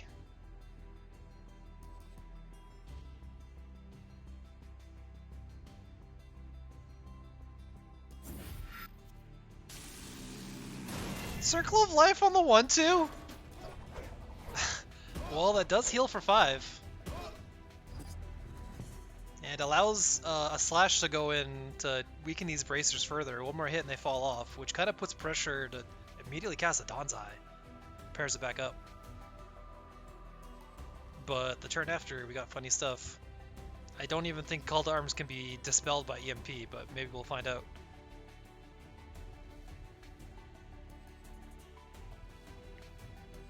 Problem with this positioning is there's a Zeal Provoke minion, and Indubitable Mutt can't get one of his own unless he burns a spell.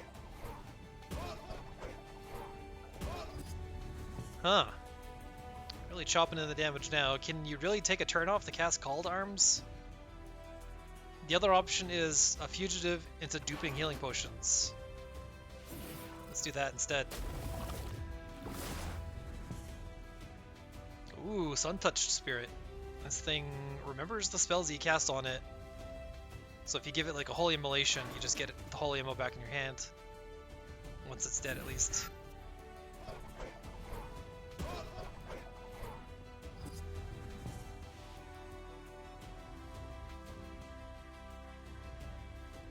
It might sadly just be the replace here, because maybe a nice spell can be found. Oh, here's a nice spell. Okay, I think the play is all in, try to... Wait, never mind, boss mode activated.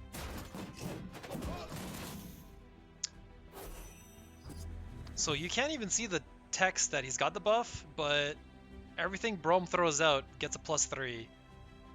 So his innate ability turns into a 4/5. It's like you're spitting out bigger Silverguard Knights every turn. Oh, the Decimate finally claims one. It's a hard spell to play around, but you really got to play around it.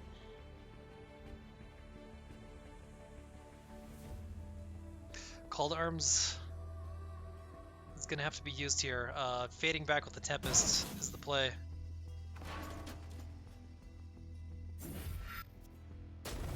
Yep, check out this cool value engine. The individual buffs on the minions can probably be turned off, but with removal this heavy, you just cut right through it. Oof. 1 hit point into the Tempest to finish it off. Indubitable Mutt, making for a really fast Brome Ditto. The face is threatening to erase SzulerShifty. Let's have one more look at this bracket while we jump into game number 2. We'll see if Shifty can get Swifty.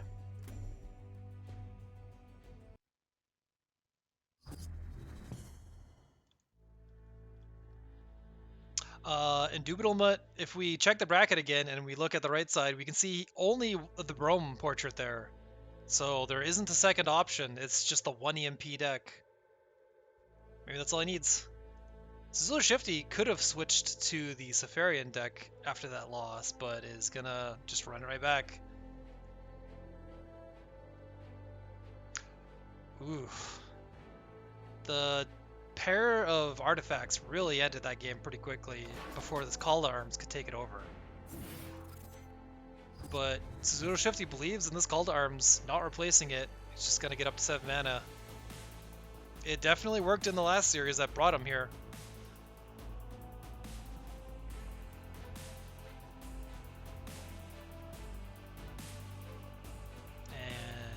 Indubitable Mutt, also known as O_O, also known as The Face, as a pretty lackluster turn 1 and turn 2.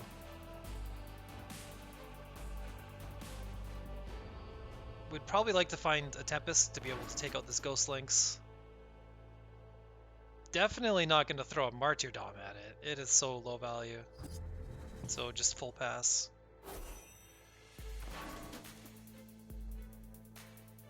Could be time for the Intensify Legion. Kind of a suspicious card, but really good with Call to Arms.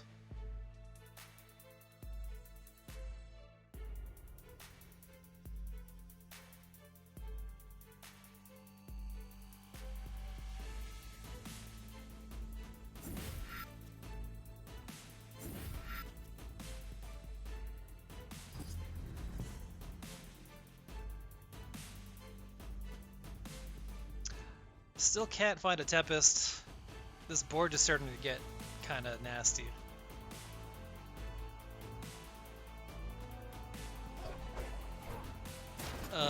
equips a Regalia to not take 1 hit point of damage. And to... Okay, and Legion's stunned. That's pretty nice. So it can't just grab the mana tile and can't just blow up the Regalia.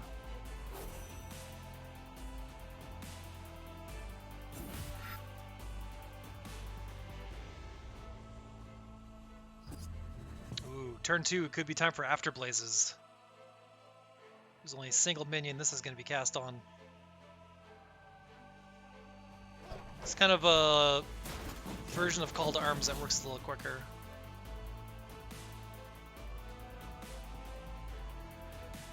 Turn that 1/2 into a 3/6.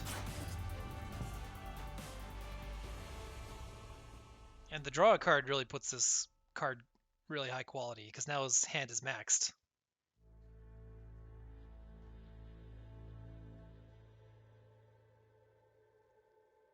And 8 mana is the point where both the Fugitive and the Martyrdom can be played, which is infinite removal forever.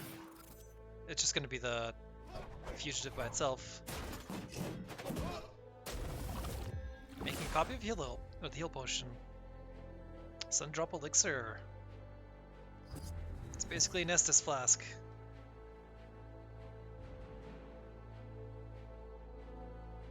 Really nice in the matchup against burn players, because they'll do stuff like drop Flame Blood Warlocks and then you just heal it back up. Or if they're trying to throw like Phoenix Fires on your face. Necessary removal for the threat. It was either that or silence.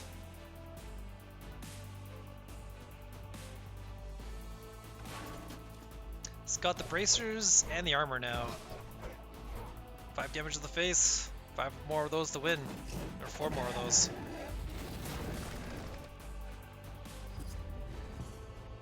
And the single minion has been procured. The SzulerShifty is really close to being able to cast his crazy spell. Gonna actually go for it now.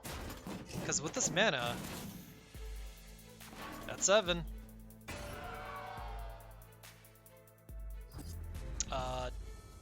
Call to Arms. Also has another one in hand. In case he needs +6/+6 per unit. Doesn't matter how big they get though, there's all kinds of options to turn it off.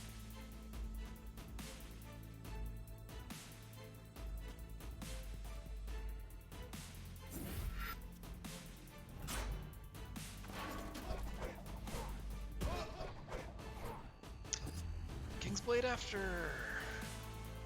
the Afterblaze, pretty nice. Sunbloom is a way to solve this. Goes for the Martyrdom, rather.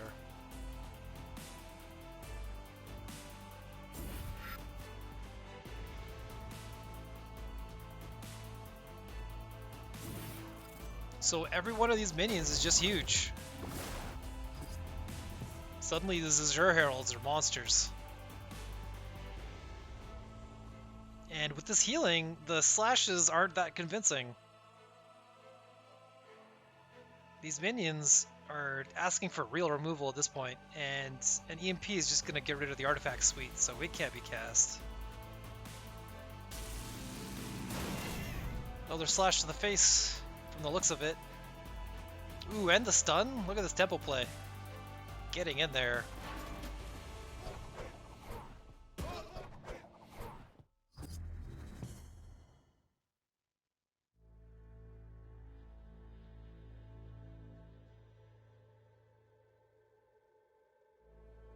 Could potentially get the second Call to Arms and then immediately BBS. That would be kind of funny. Easy to solve, but maybe really good. Not going to do that. Shouldn't this have been replaced then?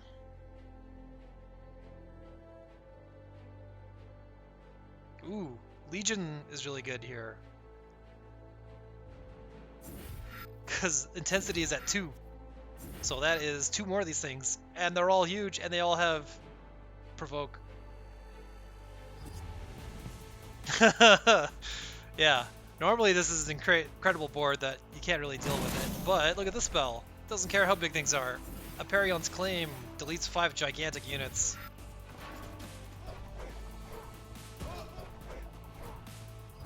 Looking for the win, just driving in. SzulerShifty can't even get into a position where he can drop a BBS unit unless Holy Immo on the Sun Touch Spirit. And there's even a list of spells that it's remembering.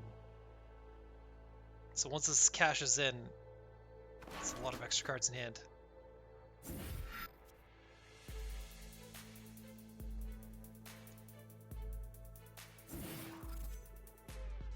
So Sunbloom might be the play here, because that keeps the attack play going. Lasting Judgment's a little too tiny. Finds 2 copies of it now. Oh jeez. Didn't want to use the Martyrdom, because doesn't want to hand off any more hit points.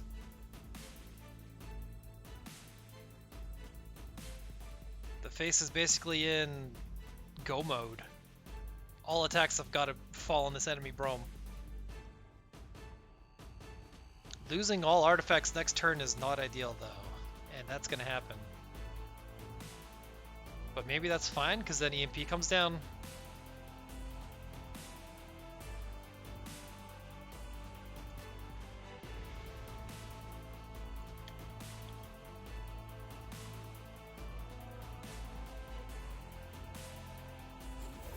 Sunbloom turns off the provoke.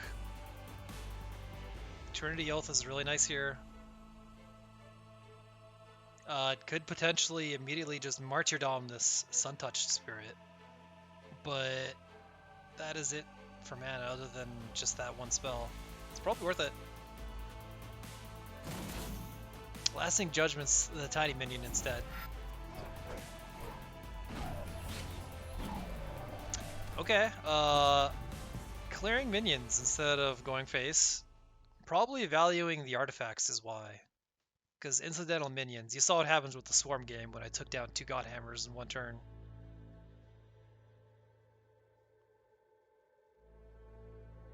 So SzulerShifty is running into issues with his hand though, despite his incredible buff. But might be fine with just having enough. Uh-oh. That's a 1-2. The Sunbloom took off the 7-cost spell. Whoa. You can just silence that? Wow. So, boss mode de-engaged. These are normal units now. Both players are very confused.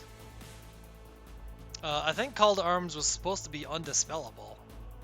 Maybe that's a difference from OG.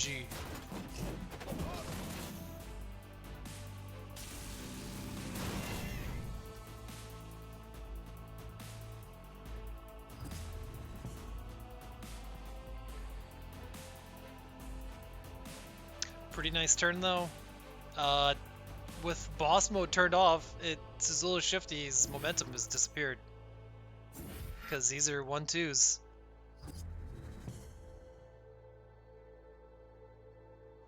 Even an EMP would have killed that buff.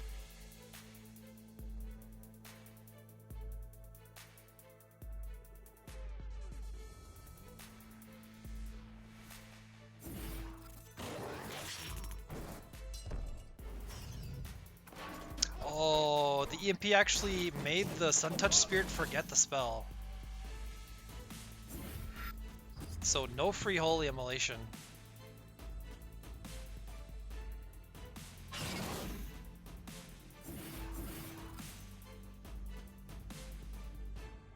Claim is a pretty good answer. Gonna be not making a duplicate of it because this fugitive has been turned off, so I might as well just be an attacker. And this Kingsguard in the hand, it's a lot more valuable to replace it than to cast it.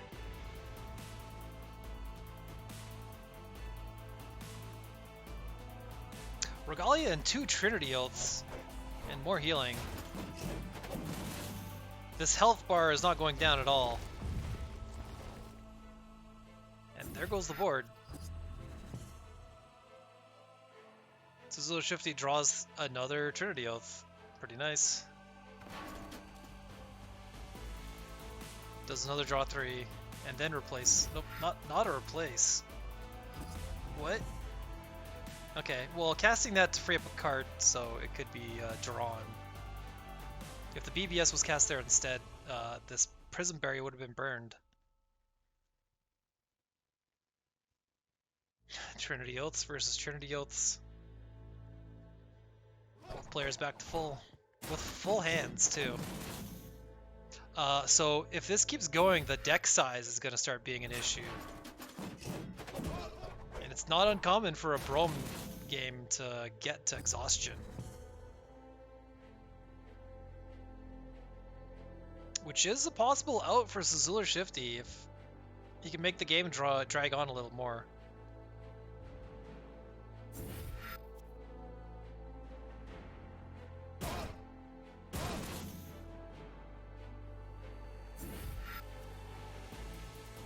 So it doesn't remember Tempest, because Tempest was not cast on it directly, but it does remember the Holy Ammo. So global effects aren't going to be procced by the Suntouch Spirit. Something like a claim on it probably wouldn't work.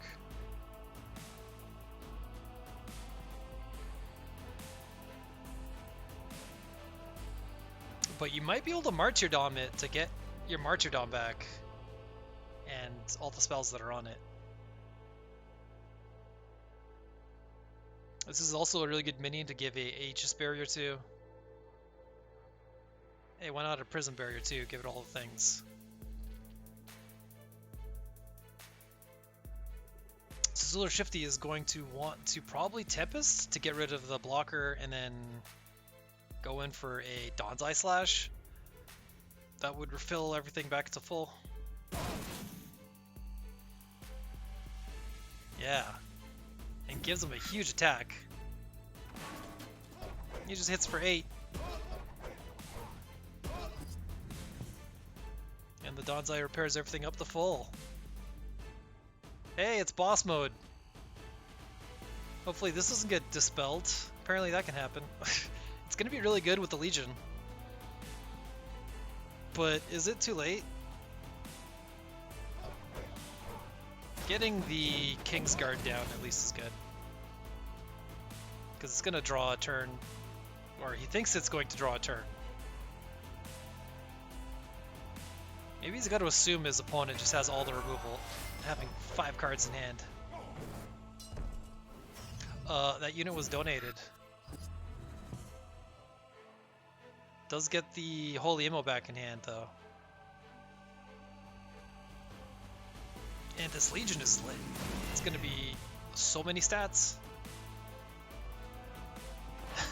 Here's 2 Regalias. Stack them on top of each other. So SzulerShifty is dead to a Tempest. Going to need to find healing immediately and does not find it on the replace. Taking 2 turns off to do the boss mode thing twice really set him back.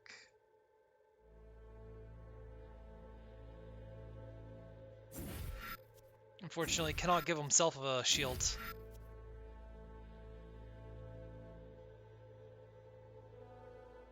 And although this Legion into 3 giant dudes would have been an unstoppable play in a lot of other boards.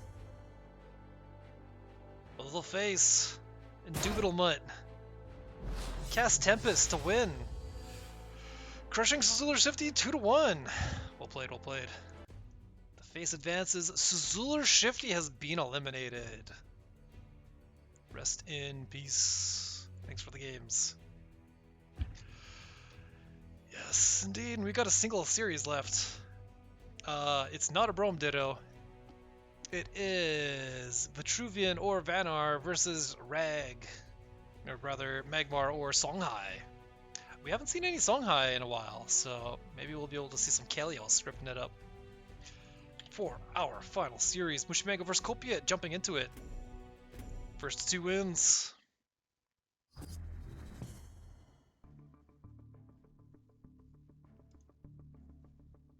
Magmar versus Vitruvian. This is a Vitruvian deck that will sack its own minions to make sand if the opportunity presents itself. Also may do some Lady Lock to lock stuff up. kopiuyt rolling in with his pair of Gauntlet trophies. And cool skin. You don't often just see Lady Luck placed by itself, but MushyMango really valuing grabbing this mana.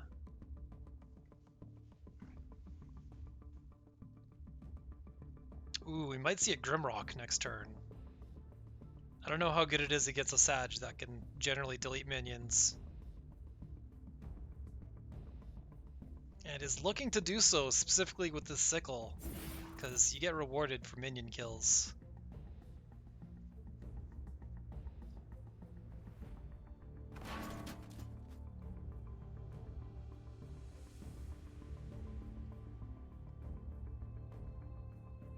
Could be time for a Propulsor on the top tile just to block it.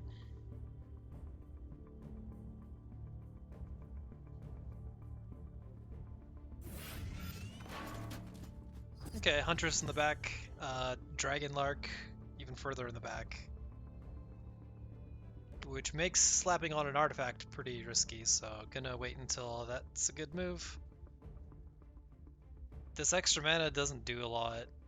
It might not even be worth taking. Because the diagonal step will put kopiuyt into provoke, but the mana is too useful. Gonna grab it. Has a pretty sick late game option if MushyMango makes it to turn 9, or rather mana 9. Monolithic Vision, pretty good refill. Grimrock, pretty incredible with the Huntress. Those two are probably just going to hide in the corner for a bit and then emerge as just beasts. The Dragon Lark, also in the corner.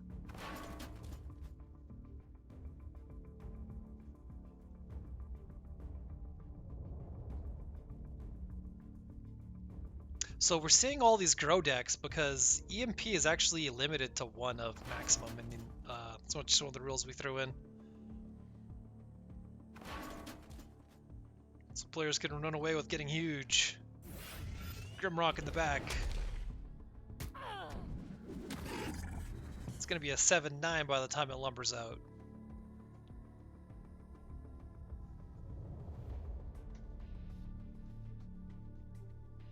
So Arid Unmaking this Lady Luck could be cashed in for sand.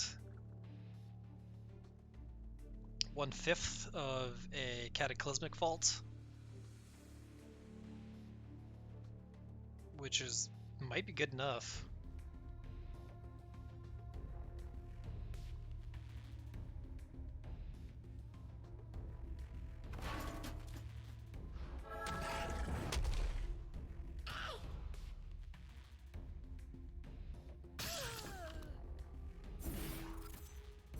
Portal Guardian gets pumped right away. Takes 1 step forward, not 2 steps, to not get clobbered by this Grimrock. Entropic Decay is going to be really nice to take care of it.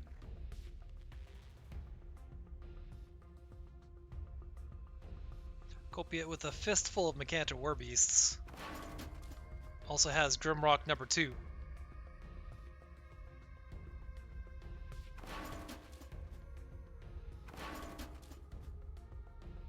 And Selthar run animation's weird. I wonder if that was just his idle animation.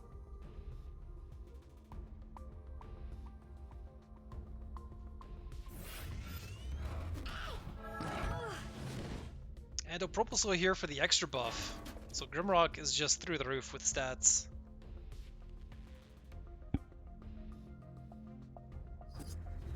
So it needs to get unmade ASAP with this Entropic Decay.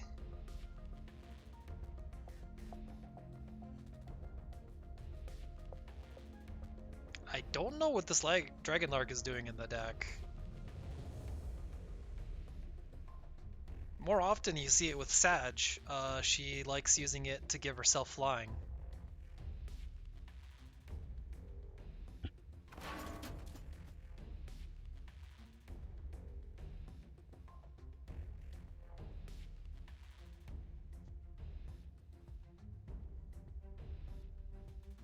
Dragonlark does allow units to be spawned basically anywhere though, because with flying, you can go right behind the enemy and drop a Mechanta somewhere really good.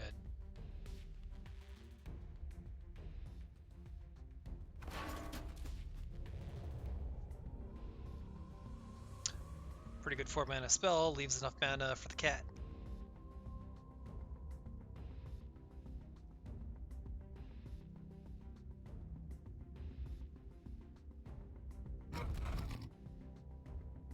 Poof, it's gone. Packs right in the back.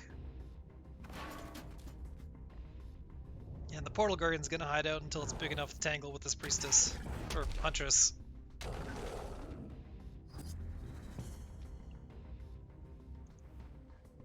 It is Macantor Hour. Macantor Warbeast actually would be nice, because attack packs right now generate 2 Wind Dervishes to the right of it, and then all of them can be cleared.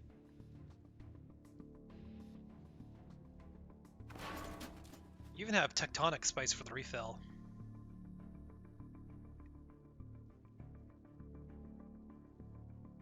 This Dragon Lark is doing maneuvers.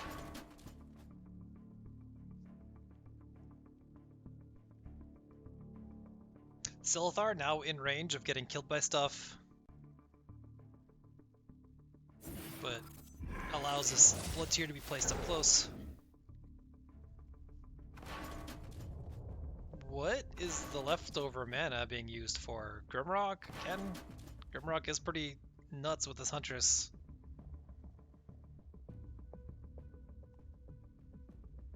Egg in the back. Grimrock also in the back. Oh, right in the front.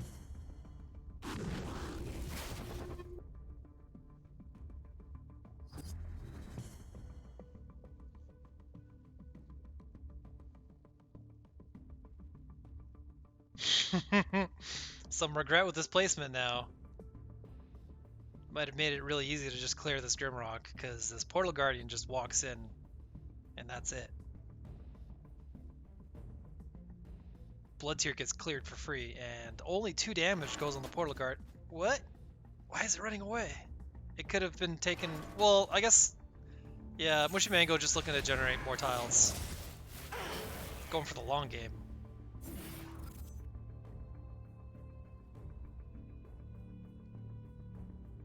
Probably wants to drop 2 more Portal Guardians. How does anyone deal with 3 Portal Guardians? Instead has the healer. This does a lot of work to protect the sickle. Because now this Grimrock can't just come in and smash face.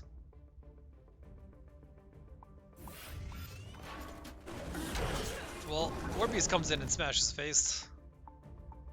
And that actually will open up the way to take out the sickle.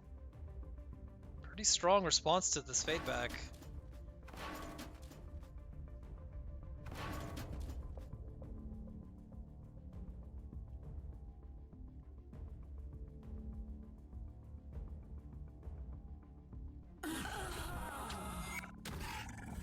So there's a deal 5, heal 5. So Kopiuyt's pretty low, but in a really safe position.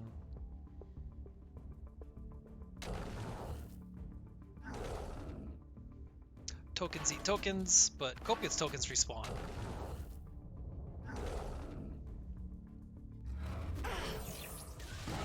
Ooh, and 7 to the face from the rock, which immediately grows again, and then grows again. Hard removal has been procured though. So MushyMango immediately gonna use that to dust this thing.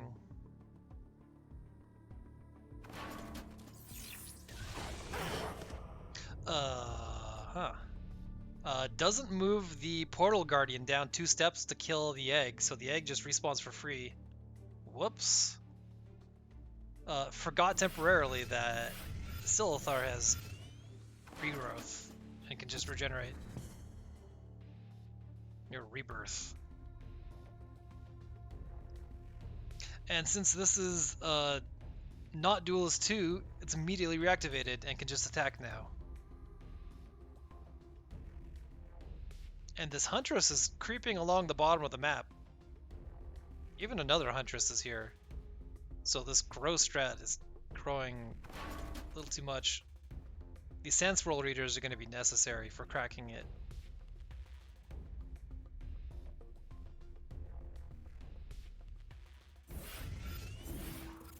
Oh, there it is. Grow tile for the Dragon Lark, so he can build a real dragon.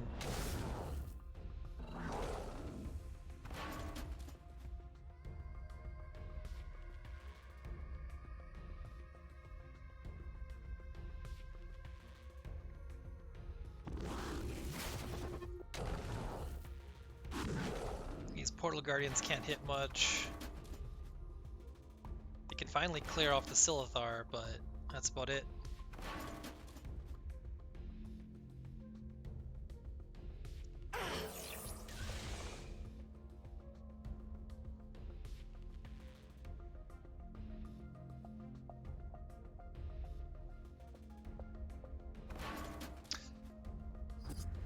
Nine mana. Technically, MushyMango could cast Monolithic Vision, but the Sand Swirl Readers are really good in this matchup, and it's a shame to delete all of them. So the actual plan is probably to empty his hand as much as possible. It takes a step closer towards his Priestess because it is getting Sand Swirled. The other major threat is this Oproposaur in the back. Dragon Lark is kind of becoming a huge threat, though.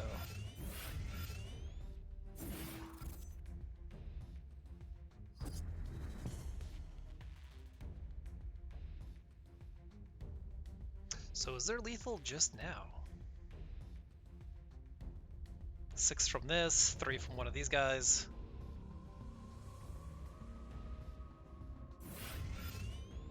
Not to mention Macantor.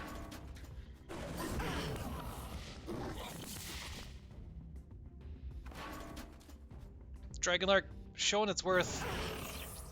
Wasn't doing anything for a while, but seems to be a really good candidate for a grow tile because it will just fly out and win the game.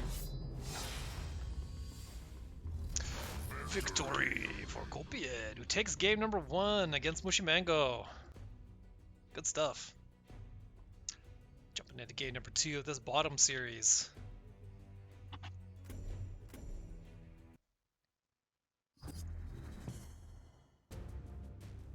It is time for Vanar. Kara has been pulled out, and this is the special mech deck that likes doing some like summoning and duplications. Duplications works during regenerations too for any kind of revival spells, so you get a lot of doubles. MushyMango's really feeling it now with that emoji. Has the turn 1 B and the buff for it. The other option is you play Metal Tooth and buff it, but this B. The 5/5 transformation cannot be silenced. If you silence it, it actually turns off the drawback of can't hitting generals. But a minion's going to be played, it's going to have a target. Probably the Sworn Avenger, because that would be on paper durable enough to deal with the B. It's going to be a rude surprise when the spell gets cast on it, though.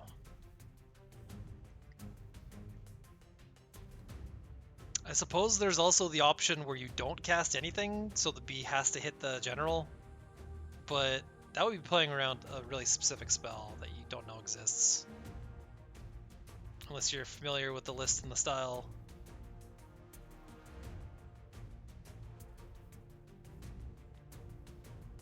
Another option has also appeared. Maybe Lava Lancing is better, because a Sworn Avenger can be put on the mana tile, leaves enough mana for the Lava Lance. Or even the Huntress.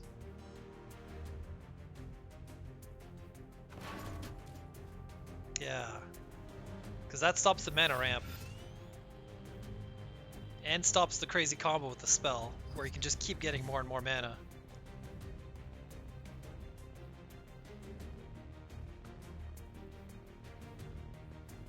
So that does it for early game plays. Metal Tooth does not have Rush, because there wasn't any support for it. Usually a duplicate shows up to give it that. So the play is probably stand to the map and then just slash the Huntress. Metal Tooth in the back. That's kind of a weird spot for it, but it's kind of protected there.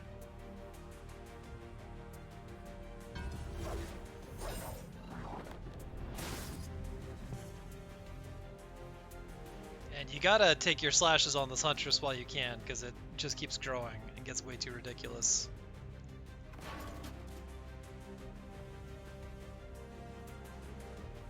Ooh, Primal Flourish, really strong with the Huntress.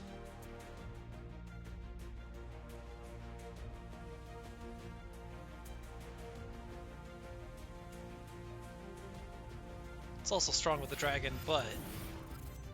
Oh, is going for the Dragon Lark after all. Well, this was really good last game. Doesn't even need a blocker for it, because it's gonna grow to outscale the general. Yikes. Oh, this Metal Tooth in the back would have been better in the hand, because it could have ran out.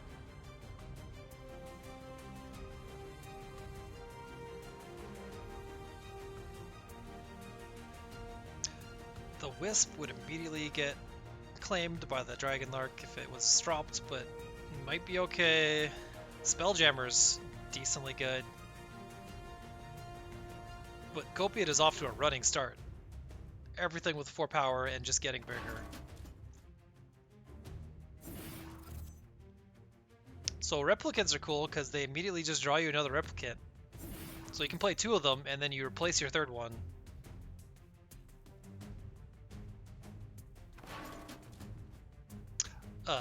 Where was the 3rd one? I'm gonna look up this list.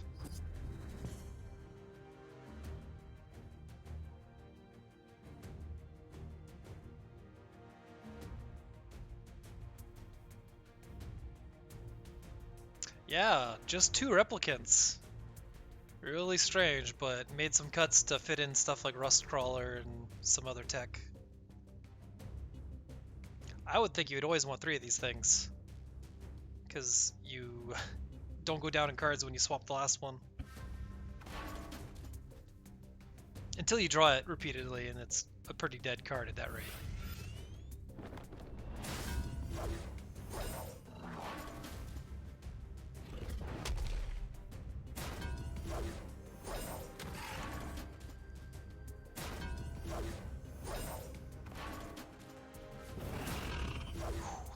MushyMango in the death grip.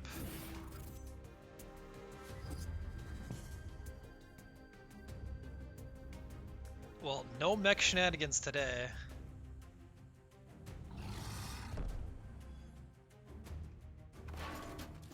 Chromatic Cold's pretty good here, and a lot of these minions can be cleared.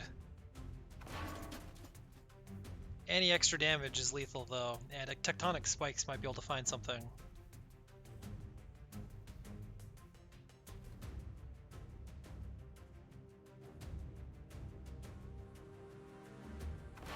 MushyMango immediately regretting. Guess another line of play was spotted.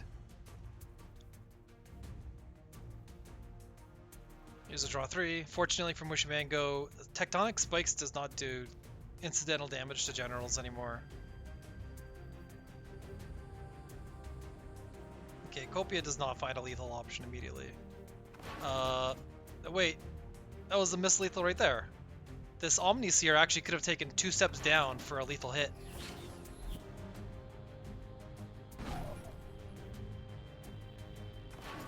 Well, this is a pretty dominant position.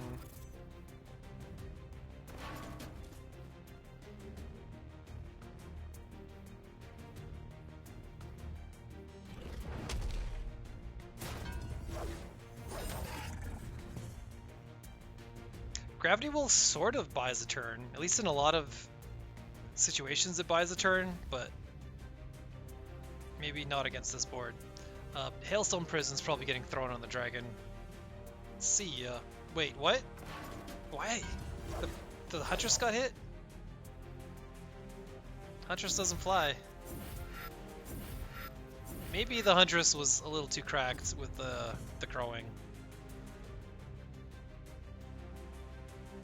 Well, we'll play Diagonal Clear into General Slash. kopiuyt taking down MushyMango 2-0.